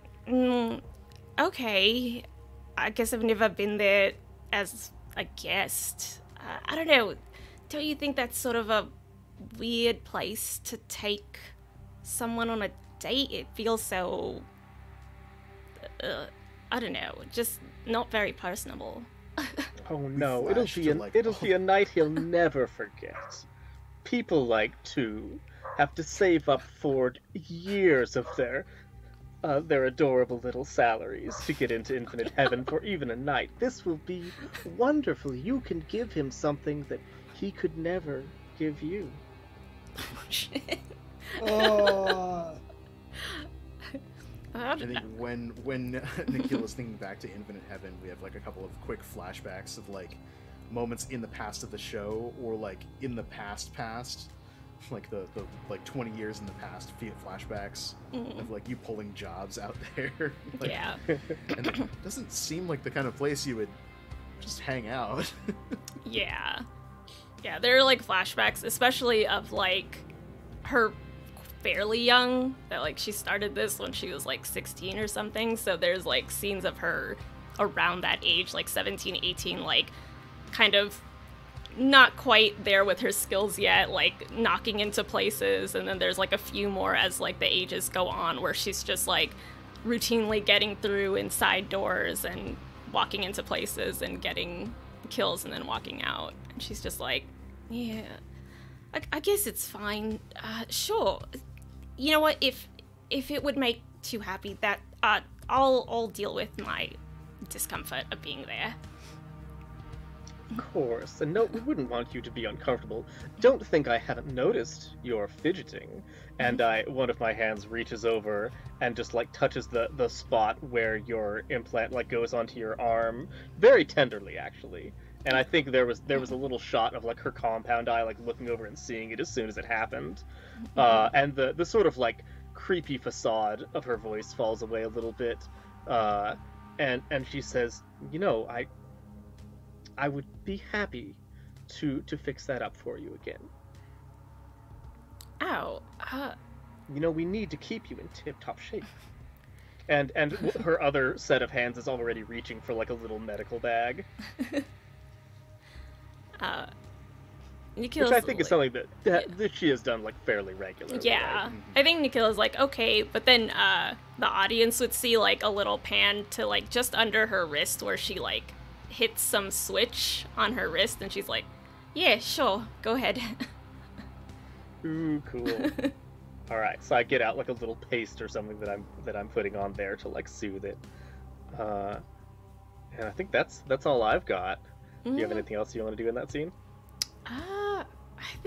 I think that's good for me too. Yeah, Sweet. so we have this trepidation of like, oh, I'm gonna go back here, but as a person, not as someone trying to do a job. Yeah. I think as we cut from that, the last thing we see before our commercial break is a shot of a towering building. It's a massive structure. It's shining gold. It has all of these lights. It is like the biggest structure almost over everything else. It kind of looms over the rest of Infinite Heaven. And we zoom in to a familiar face, the owner of this place, Casa de Oro, the finest gambling establishment in Infinite Heaven. A woman in a immaculate white suit with a very severe, like, tight ponytail and shimmering makeup, just steepling her fingers and looking down at everything.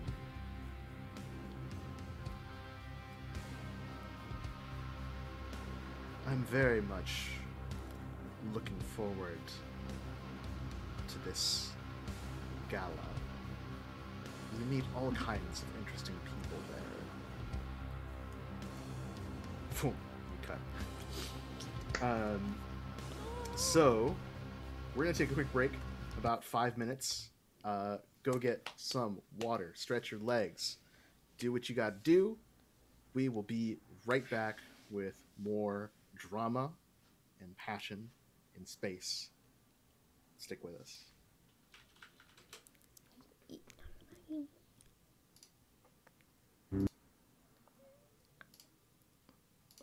Okay, we are good.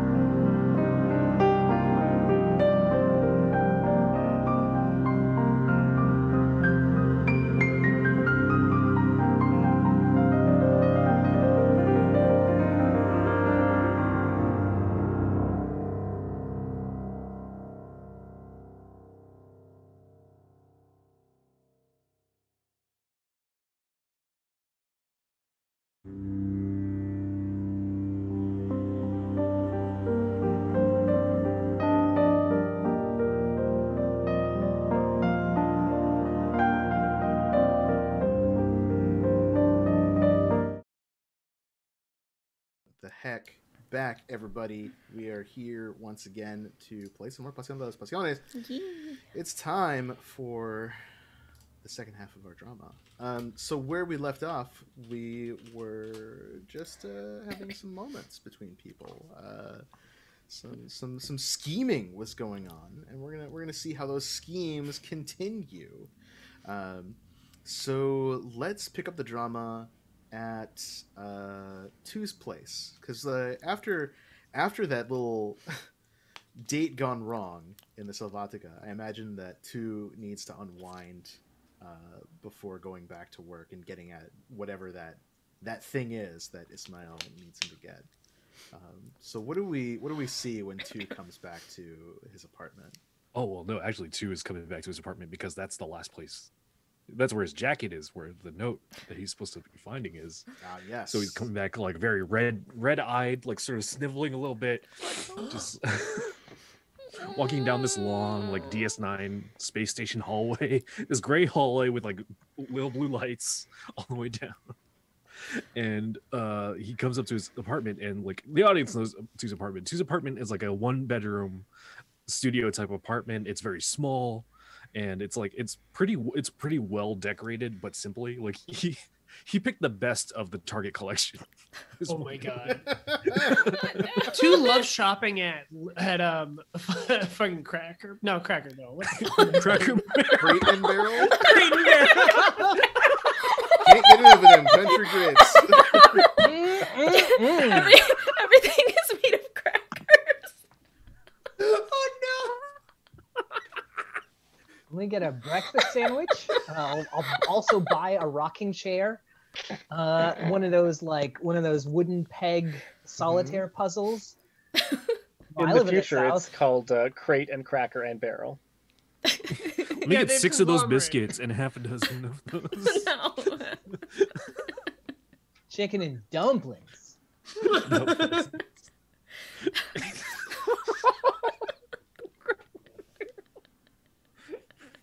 I'm so sad.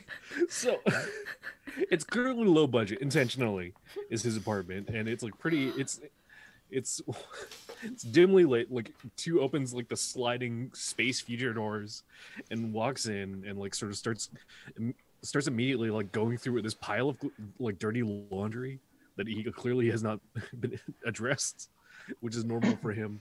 And he's like, where's that jacket?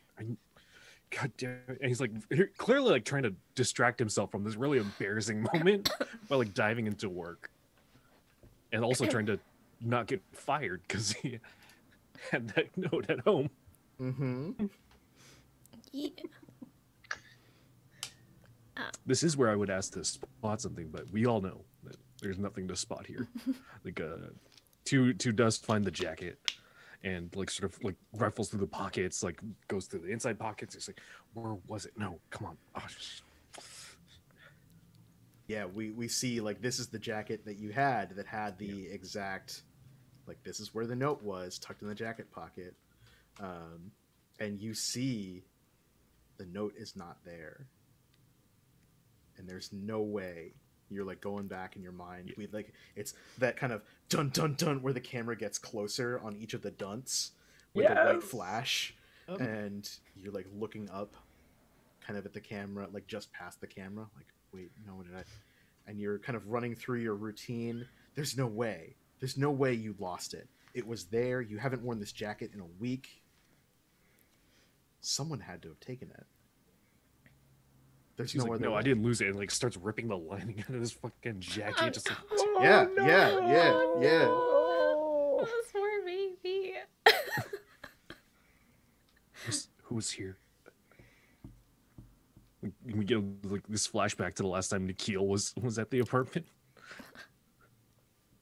What was? Do we want to flash back to that moment, or do we want to just kind of press on? I think like while you're thinking, like Yeah. those flashback moments are kind of Yeah. interspersed of like, oh, I went to the store, I did this thing, Yeah. I did this thing. Nikhil was here, And and I boom, we cut to the present. yeah, where you're Nikhil was holding here. the I went to the jacket. bathroom to freshen up because I just got off. Nikhil was here by herself. And then we see like two like storm out and go to Nikhil, go to the junks and go to Nikhil's apartment. And starts like slamming and kicking on the door. Open the door. Kill. Just like shouting bloody murder. Is Kidea still here? That's a great. I kind of want to Oh. be still here. That sounds fun. Hell yeah. Yes. Do you want to be like still there braiding Nikhil's hair, or do you want to like be hiding somewhere? I like it if it's like 30 seconds after our other scene, Mhm. or 5 minutes after when your Right, arms all because fixed up. it was happening at like roughly the same time, whatever. Or hang on. Rue, question. Yes. Is our relationship serious enough that two might have like access privileges to your Key? apartment? Oh, you just So- have like a key card, or you know the Yeah, or like passcode? I my thumbprint is like keyed into your scanner, so I could just come in or some shit, like some future shit. I think you would have an entrance, and on your side it looks like you click in and you get in, but it sends her an alert, so she has to accept that entry. Whereas with her, nice. she can just like open it and it'll go right through, but like she has to let you Or- in. You get that alert like, oh, somebody like came to the front door. Like I opened up the front door to the apartment building, and you know I'm on my way up. So like you see on like some monitors me walking upstairs, Mhm. and like you look at Kidea who's still in the apartment. So like we got that countdown clock. I like that. I like Yeah. that. Nice. What do you do? So I think it actually like pops up on her little cybernetic arm thing, like it does like a little Thu is approaching, and she's like, oh, it's like making some obnoxious sound. Oh, huh. We didn't have plans to meet today. I thought he was going on another date or something. Like she just kind of like looks at Kidea because she's like, We had a thing Oh. tonight planned. Well, maybe this is fortuitous. I'm sure he has a good reason for coming here. That's true. Boom, boom. And on your side, it's super loud. On her side, it's muffled. She has like noise things. So. Shock absorbers or something. That's great. So Military grade apartment. she's put in a lot of upgrades. That is where all her hard-earned money goes. Tech upgrades. I imagine 2 usually calls Nikhil like Nick or something like that, some shortened like friendlier name, but he'll go like full like Nikhil, like full name, like formal, like let me in. Oh, it seems kind of, and she like puts on the thing. Sure, it's open. And I've got like a hand protectively on your shoulder, and I'm standing like right behind you, like a royal advisor, to the side a little bit. And you can see that there's these. Kidea has these like axolotl style, like sort of feeler things that have been like folded tightly back along her head. And as she's getting a little bit more agitated, they're starting to like come off of her head, and they're like just slowly writhing around a little bit. 2 will open the doors and walk in and like sort of comes in heated, but sees Kidea and like suddenly like kind of stops his tracks. His eyes are still like very red and flushed, and like sort of he's like he stops to take a breath and like kind of reassesses the situation. Like, Kidea, can I have a Nikhil? We need to talk. Yeah, she has like just a little bit of like a slight weirdness at you using her full name rather than the nickname that you usually use. Yeah, sure. You seem very upset. Did something happen? But I'm sure anything you can talk about in front of Nikhil, you can talk about with me, can't you too? And as I'm saying that, one of my small hands makes a little gesture, and my cat starts to like prowl around the side of the room, stealthily approaching you. And Nikhil also notices this because it's a You're part of her. tactically aware. Yeah, she's always aware of everything, and she's like, "Fuck." Look. And I think she has like a toy or something, and she just starts like clicking it a little bit to get control of the cat and to get it to chill out. That's great. Yeah, I think that works. It like looks over and is sort of confused. This poor cat is like, you told me to prowl, and now you're telling me to play. Yeah, me and Nikhil have some really sensitive things to talk about, and I think Nikhil would appreciate it if these things were kept between us. There's no one If this better privileged on this... information. There's no one better on this station for taking care of privileged information than me, my dear friend. You can trust me with whatever you need to. And I do, in fact, have a move for letting you unburden your guilt to me if you choose to. Oh no. Well, it's not my guilt. That's fair. It's not my blood on it. It seems to me like there is a move here for sure, though, and I think it might be act with desperation on Two's part. Yeah, because I think so. You're not like necessarily manipulating Kidea, and you're not demanding space. You're like, I need to talk, and I don't want to get caught. How do I de-escalate the situation? Yes. In a way that's like, we go somewhere. So what is the situation that you want to avoid? I want to avoid exposing Nikhil to Kidea, because 2 does not know whether or not Kidea is aware of Nikhil's transgressions, so to speak. That makes a lot of sense. Like, as upset as 2 is, 2's not gonna rat like that. Right. Although I guess, are there still a bunch of guns spread out all over the table in front of you? This is true. I imagine. You did have that countdown. Like, yeah, I think up, so. she put him away because she was only playing with the little the tiny like Mm, knife mm. that you had, and I think Cool, that cool, she was cool. able to kind of slip away pretty quickly. Into like a Nice. pocket or That's something, good. right? That's good. The whole I coffee don't know, table maybe just a- turns over. Little Like little a cloth drawers or something over the like. Why is your Open coffee gun table so parts. lumpy?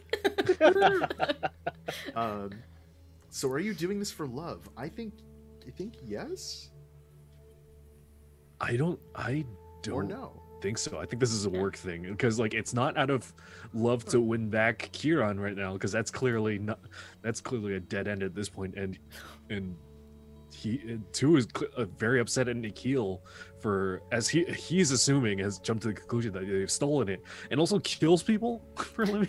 Mhm. I don't But think you're love trying to has much- you're trying to protect Nikhil potentially from Kidea. So yeah. are you doing it for the love of Nikhil? You know, I think so. I think subconsciously that aspect is for out of love.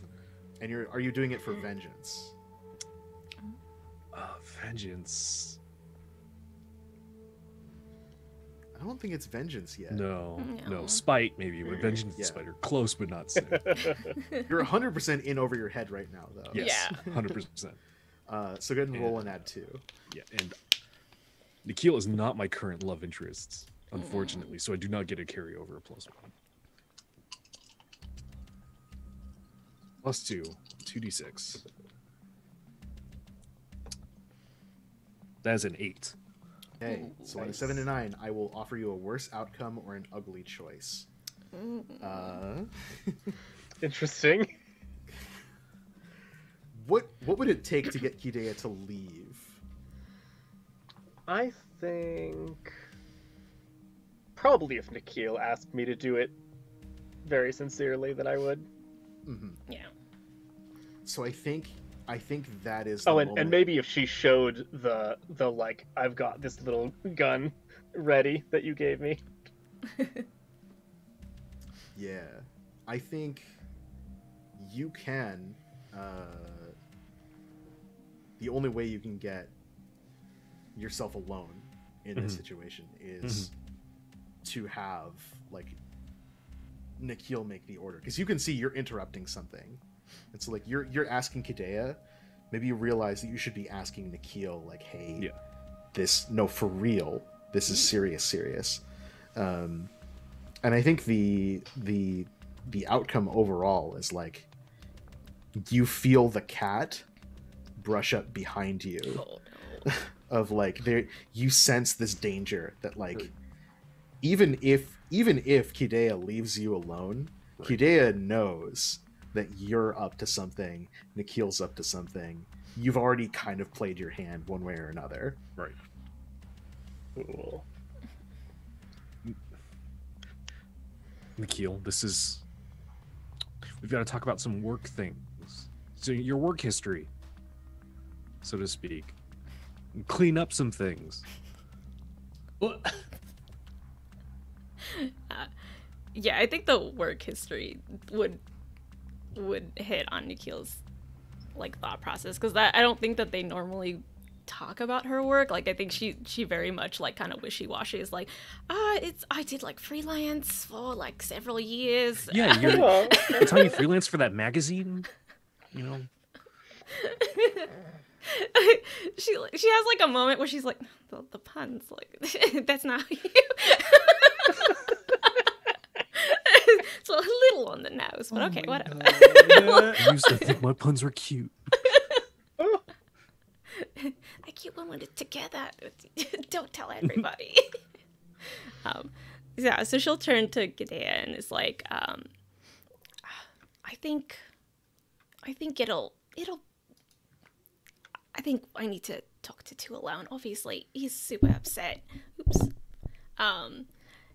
He's super upset about something, and she like kind of like whispers something, but like as she does it, she like especially to get Kidea to leave, because she knows like there's some kind of weird energy that she keeps picking up. She just kind of like out of her sleeve, or like out of like a coat, like pulls out the knife, and it's just like, I've got it, don't. It's fine. It's handled. nice, yeah. And And then- we can there's a shot of like the bottom corner of her compound eye, like sees it, right? She Yeah. doesn't move, but she notices it. Yeah. And she says, "Well, I'm sure I don't have any idea what could have gotten you so worked up too, but perhaps you'll enjoy a fun surprise later. I'm sure you'll never see it coming." Oh my god. That's so weird. And I breeze out of the room, collecting my cat with me. And it like has a low growl as it kind of brushes all the way up against the side of 2, and it plods out. And 2's gonna invade Nikhil's personal space. Is that okay? Yeah, that's fine. Okay. 2 is gonna like sort of stomp forward and keep pressing in like such a way, and like he's got like an imposing figure regardless of how kind-hearted he is, and like kind of I think Nikhil may instinctually walk back and like walk into a wall, and then 2 like kind of places his hands on the wall on each side of Nikhil. Where is it? There's like a little part of her that has to bite back a smile because she's not really threatened. And Yeah. so she's just like, Oh. so she has to, but she knows how angry you are. So she's like, And that like makes 2 even angrier. I'm serious. Where is it? where you're not making any sense. You came in here super upset, and then you keep asking about something, but I don't know what you're talking about.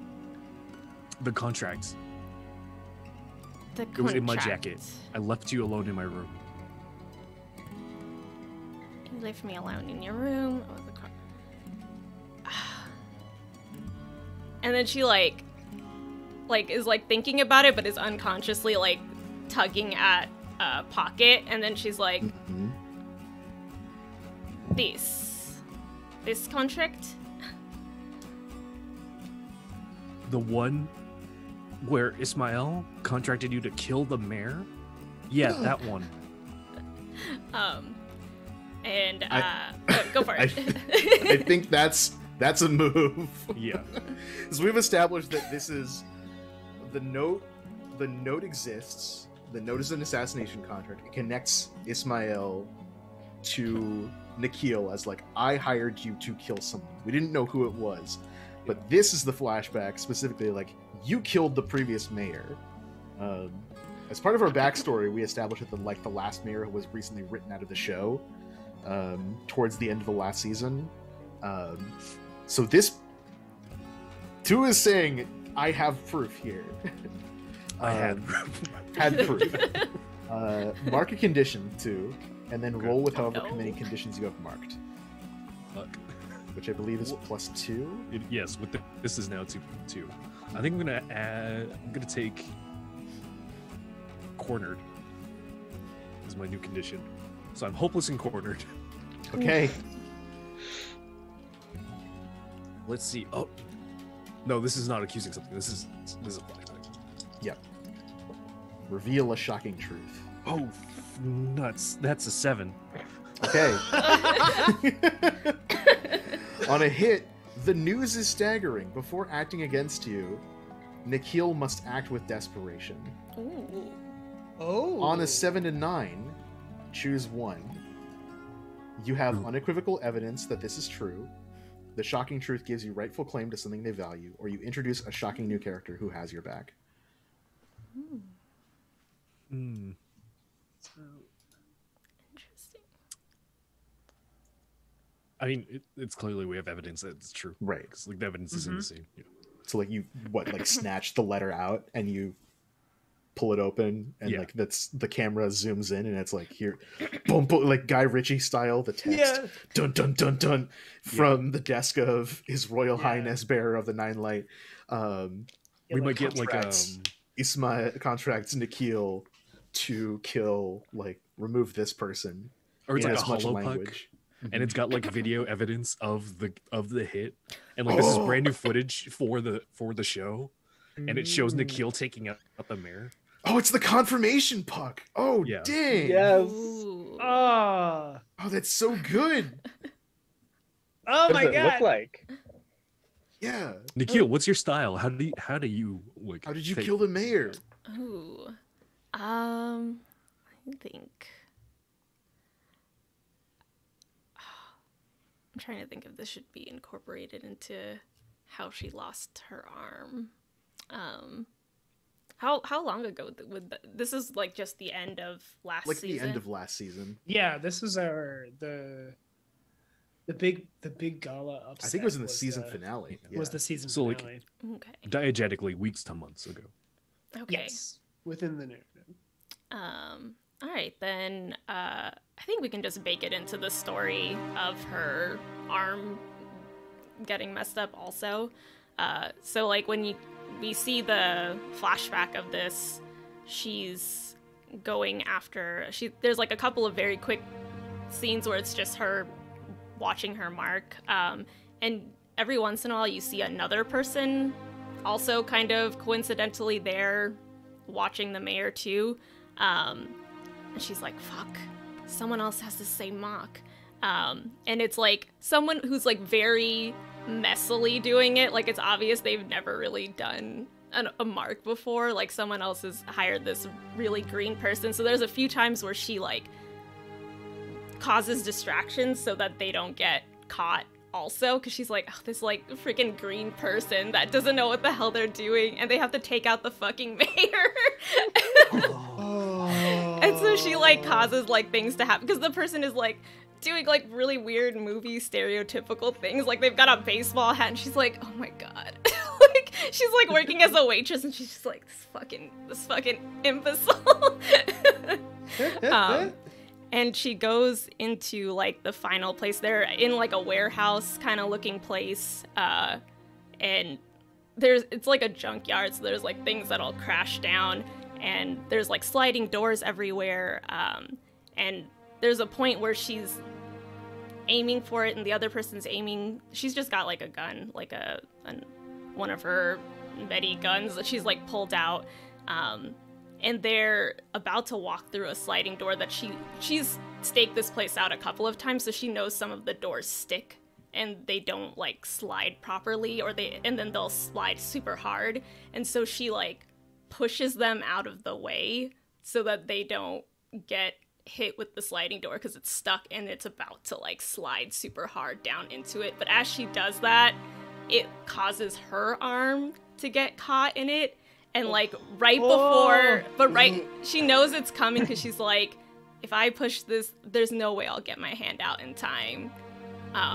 But it's also when the person is about to hit the mayor, so she like pushes, hits the shot, and then the door slides and like slams onto her arm. Like What? Damn. I think we've seen Nikhil like have a few augs over the course of the show, Right. but that season finale, like we knew something happened. There might have been some drama. We didn't see like the whole action of it, and We just heard at the start of the season, Nikhil has a new arm, yeah. and everyone for the last like 30 episodes or whatever is like, wait, what did I miss? How did that happen? And maybe we've alluded to it, and now like we have this poignant moment as we zoom in on that hollow puck, as we see this whole thing play out in slow-mo, the scene, there's the arm, the blast, like maybe some dialogue that we've heard echoing in Nikhil's mind in flashbacks, and the two of you are left in this apartment as the puck flickers to stillness. Nikhil with the realization that now too finally knows the truth about your dark past that you've been trying to leave behind. How does that make you feel? Ooh.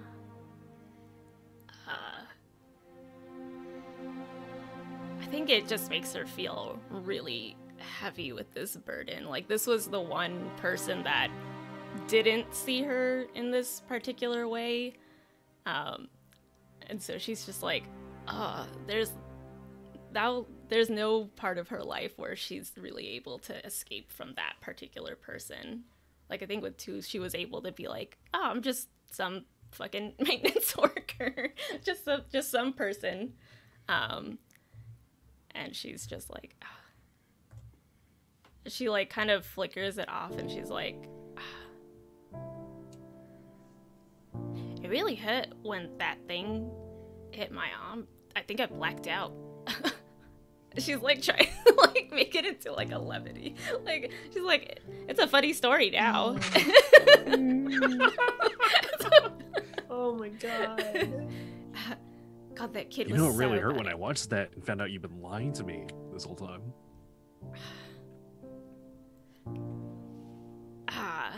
Really wish you hadn't seen that. No, because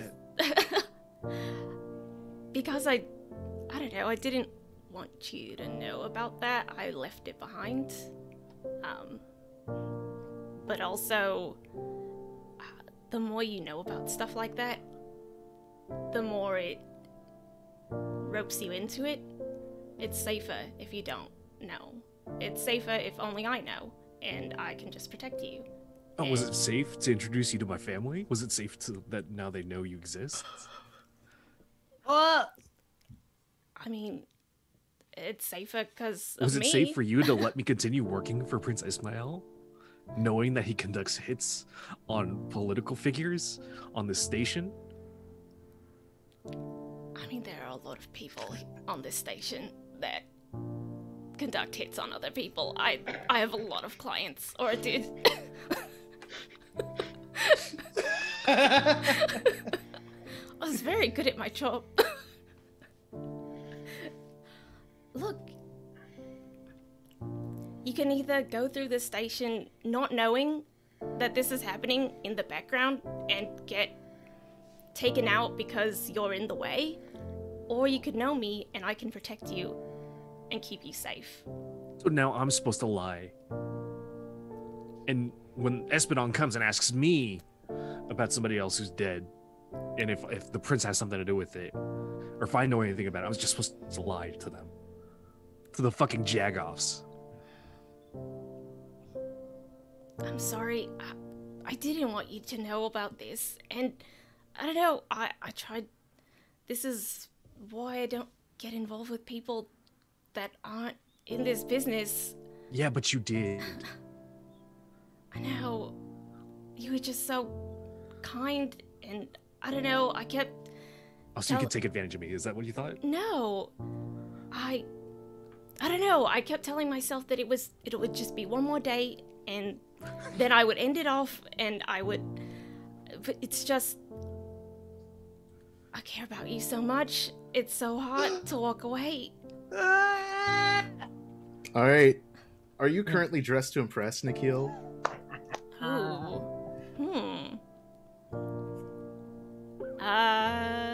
Trying to think if she would be. Sometimes being dressed to impress means like you're 3 buttons undone standing in the rain so everyone can see your chiseled pecs. Yeah, I think she would have like something like fairly comfy on because Kidea was over and they were having their like, this is our sleepover kind of thing. But and your hair's just been done in this beautifully Oh, intricate that's true. style. Oh That's yeah, true. of course. It's a side of Nikhil that maybe Tu hasn't seen before or It's not like- in a long time. It's like vulnerable, right? There's a Yeah. little, Yeah. And do they believe that you are single? Yeah, I think so. I don't think it's been implied. Unless he thinks that Kidea is like. I do think you're single, but I no longer think you have a low body count. Yeah. Look, it's not And low are any you- way. Are you handling things without guile and head on? Yeah, I think so. She's like stumbling. This is not where she's Yeah. very good at things. Like she's like, oh no, I could like if I had to lie to you, that would be easy. Yeah, But but telling you're just doing the thing. Like I have to be honest with you, and I think we can see the intensity of what that means. Roll and add +3. Okay. And mark the cornered condition, by the way, from earlier. Me or Yeah, for Okay. Nikhil. let me do that first. Because that revelation, I think, absolutely has gravity. Okay. Because we're in space. Hey, we We did it. it. We did the thing. Now we just gotta reach out to John Mayer for cross promotion. Jesus. Hey, do you think Sandra Bullock will be on? Oh my god. That movie was so scary. We did have that one special animated episode by that dude who does Gravity Falls. What? So, Everything was Oh, it's an animated. 11. Yeah, I got 11. All right, so on a hit, your target gives themselves to you or reveals a secret they probably shouldn't. On a 10 plus, they also tell you whether they love you or not, and who Oh, else no. they love. Oh, no. I don't know if I want to know whether you love me or not. Oh. Okay, sorry. So, let me look back at the choices. Mm.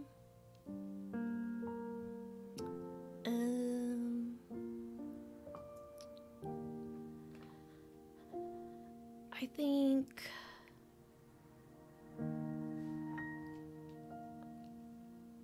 I don't know if you have a secret to spill that I would not already know.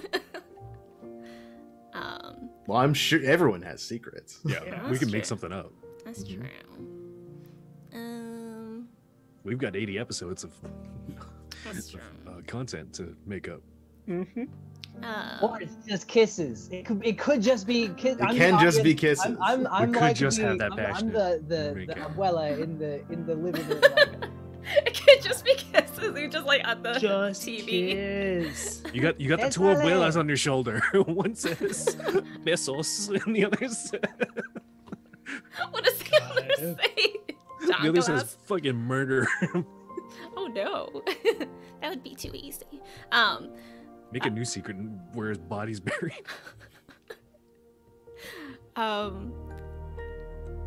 Yeah, if it makes sense for Thu to give themselves to me, I think that is what happens. I think we could swing that. That's very telenovela. We're in a fight. Yeah. And we still. Because the music is swelling as you're in this apartment. Yeah. You've just seen this horrible side, but also you see just how vulnerable in this moment Nikhil, who is a killer, is wearing like space sweatpants with her hair done up like a fucking sleepover. And she's telling you with all of her heart, it doesn't matter. I was trying to protect you. And you know, deep down, she means it. She's doing it for you. It wasn't to hurt you. It was because she was trying to keep you safe, as angry as you are. How does two give themselves to Nikhil?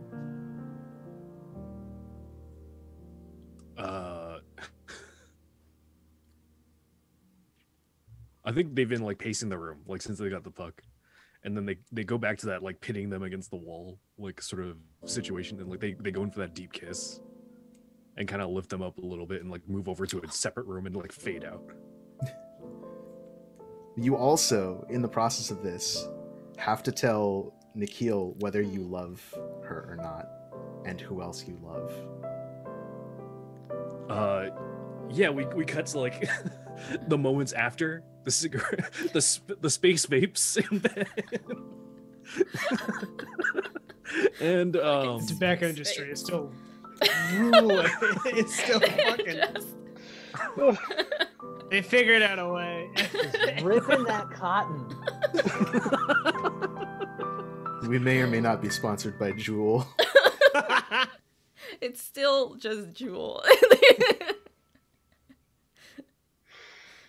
I think they I think that like unless we want to roleplay it all out, that two will admit that they love Nikhil, but then inadvertently through the conversation they admit they also love Kieran, but like that in expressing that they got in a fight and they got heartbroken, and like that implies that they love Kieran and exposes them that way. So like if that becomes a fight, who knows? I thought you Or, were gonna be breaks like, Nikhil's heart. but you're like in bed afterwards. You're like, you know what's really funny? Just earlier today, I was confessing my love to What are the odds? I think it would just fucking push you out of get the fuck out. No, yeah, So- I think that could be the thing. It's not like as comedic as that. I think the writers would do better on the show. Mhm. But like it comes out that like that two I think it's been a known thing, like the whole thing. But like they admit like yes, they do have like very deep, serious feelings for Kieran. Yeah. Maybe it's just that shot of like the camera slowly spiraling, zooming out from your faces over the bed as you're like modestly covered by the sheets, with your crumpled clothing in the corner, and just that whispering of like, yeah, no, like this is, I love you, and also my heart also belongs to this person. But maybe in this moment, you're the person that I love. Yeah. And mechanically, swap your loves. Yes. For two. So Kieran is no longer your love. Nikhil is your love. And Nikhil triggered this intimacy, Yes. I think. Yeah, I believe so. So, Nikhil, you get to clear one of your conditions. Yes. Your only condition, actually. So you were feeling cornered, but after this moment of passion, now, like, maybe it's going to be okay. Mm-hmm. So if I wanted you to kill Kieran, how much would that cost me? Yeah, for a broken heart, boy, you take a rejection bad. Nikhil, if you actually said that, Nikhil would Jesus. like, it would take everything in her not to be like, I'll just do it. I'll just- We are best friends. What is the last thing that we see in That's why this she has to episode? stop herself. I think a moment between Kieran and Ismail. Perhaps with Kidea. I don't know. What do we see of each of your characters kind of in the closing moments? I feel like, okay, so like there is this gala that's happening, which I like as like a thing, and I assume probably it's also like a big one because this is the first gala after the major gala problem. Right. You know. I got a question for you, Kieran. Mm.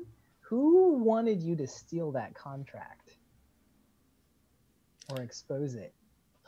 Oh, Because maybe it's like you and me going to the gala and you see that person that you know. Oh, I think I know. Okay. So this isn't like a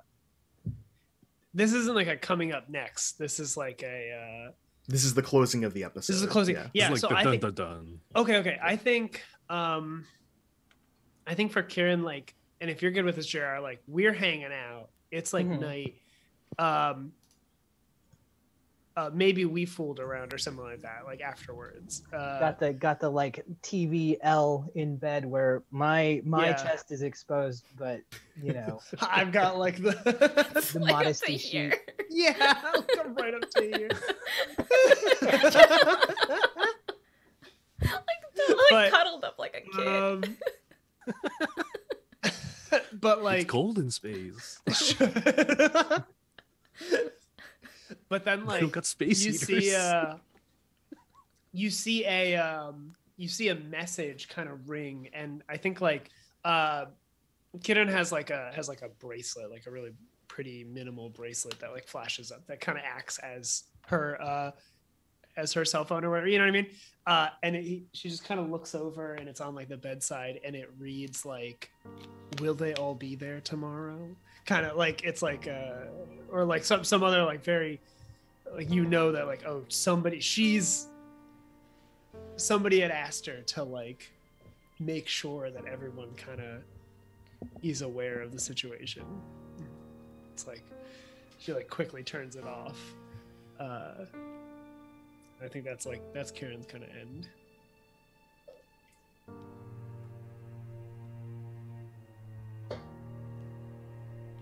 I think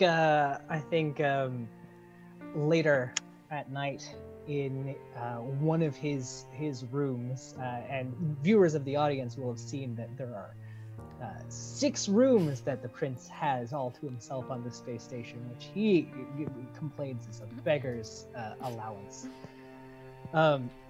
You don't even have windows. He is meeting with his most loyal henchman,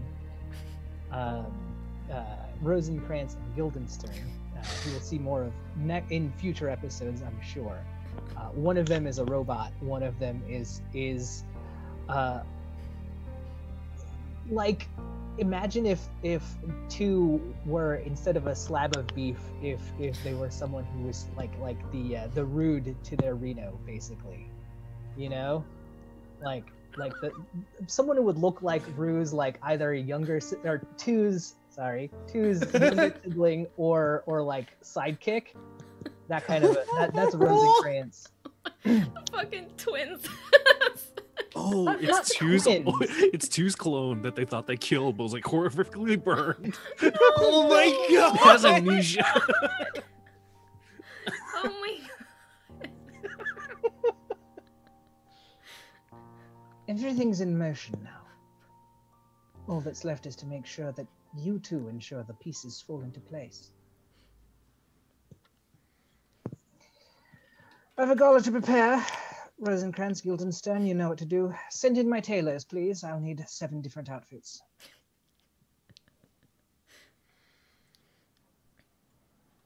And that's me. And I think Kidea is in her laboratory, which I think is just in her apartment. Like it's like a white cube room, like lit up on all sides, and it's got like hologram like furniture and stuff in there that she's just like bringing up. And she's got a martini glass that she's swirling in one hand, and she's looking at like this beautiful orchid in front of her in a little pot, and the drink in the martini is like this bright green color, and then she just like tips it over into the pot, and the flower immediately starts to like wither and die and crumble. Oh my god. And she just looks at it. Yes. Oh. And that is where the credits cut, and we roll through our closing ceremonies. So thank you everyone for joining us for the first episode of Corazon Station here on All Nerds Here. We're just so excited to tell this story, and I am chomping at the bit to know where the heck this is all going to go.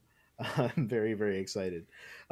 So thank you for sticking with us for the first episode. We are going to go around and tell you where you can find everybody. If anything we have going on real quick, we're going to find somebody to raid so we can send some love over that way. And we're going to remind you about what's coming up. So first, I want to thank the cast and give you a little more information about them. Let's start with Rue. Tell us where people can find you, what you got going on.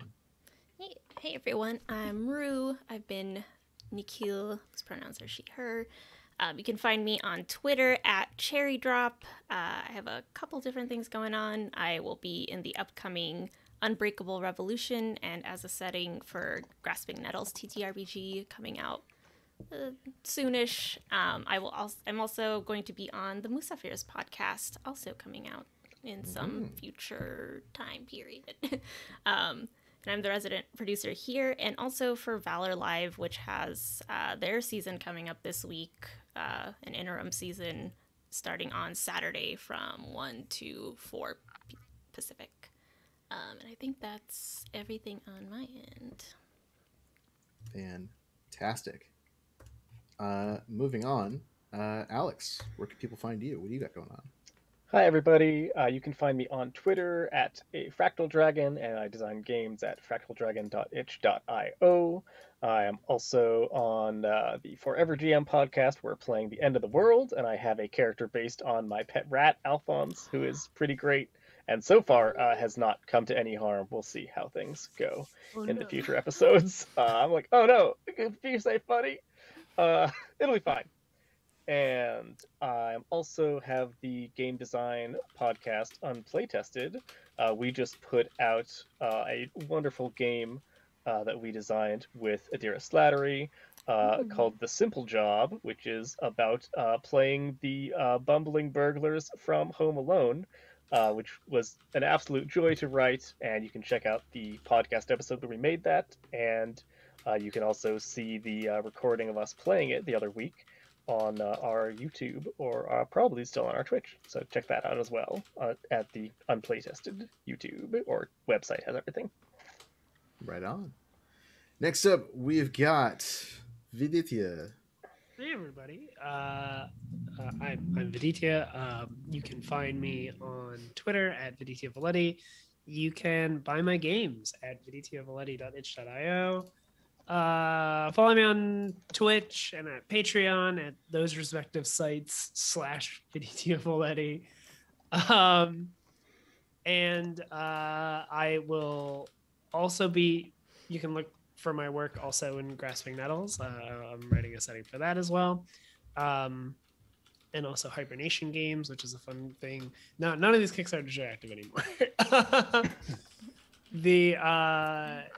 I will also be on the Musafirs podcast. So please look forward to that. We're very excited about it.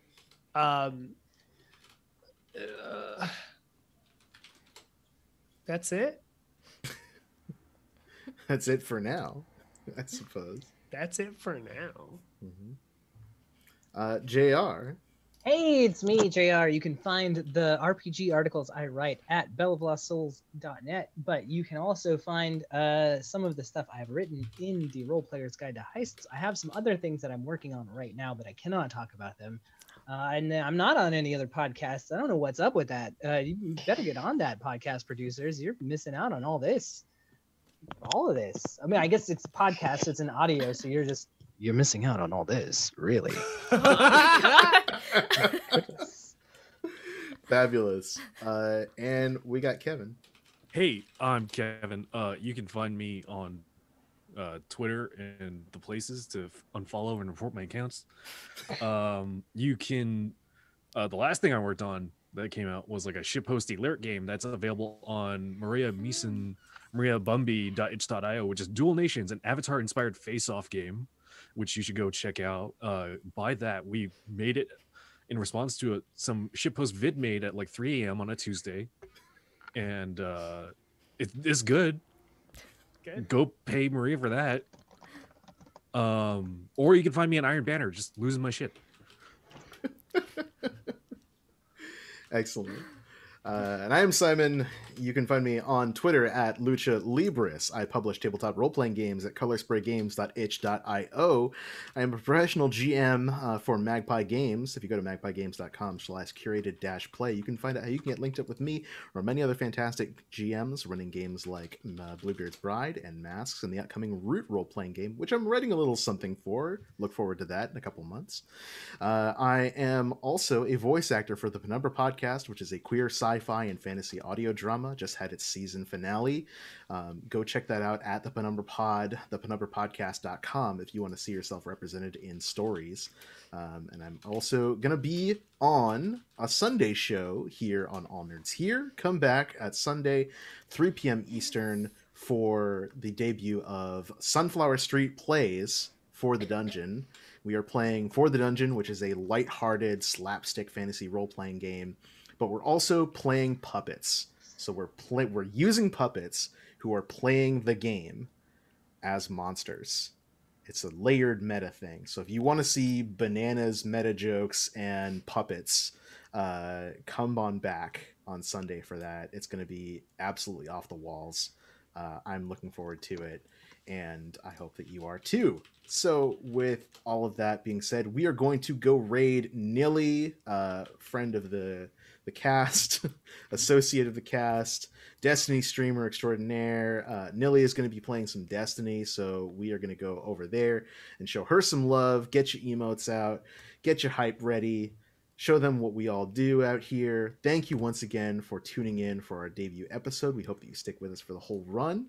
Just remember, as we head out, it's Black History Month, but that means that Black Lives Matter this month and every month, especially given the content and the stuff that's happening right now in the world. Go out, get yourself educated, support people, support Black content creators. Also, we want to remind you that trans rights are human rights, and that's not just a platitude. We believe that everyone has the right to exist based on whoever you are, however you identify, and whoever you love. So be good to each other, stand up for what you believe in, and we will see you next time.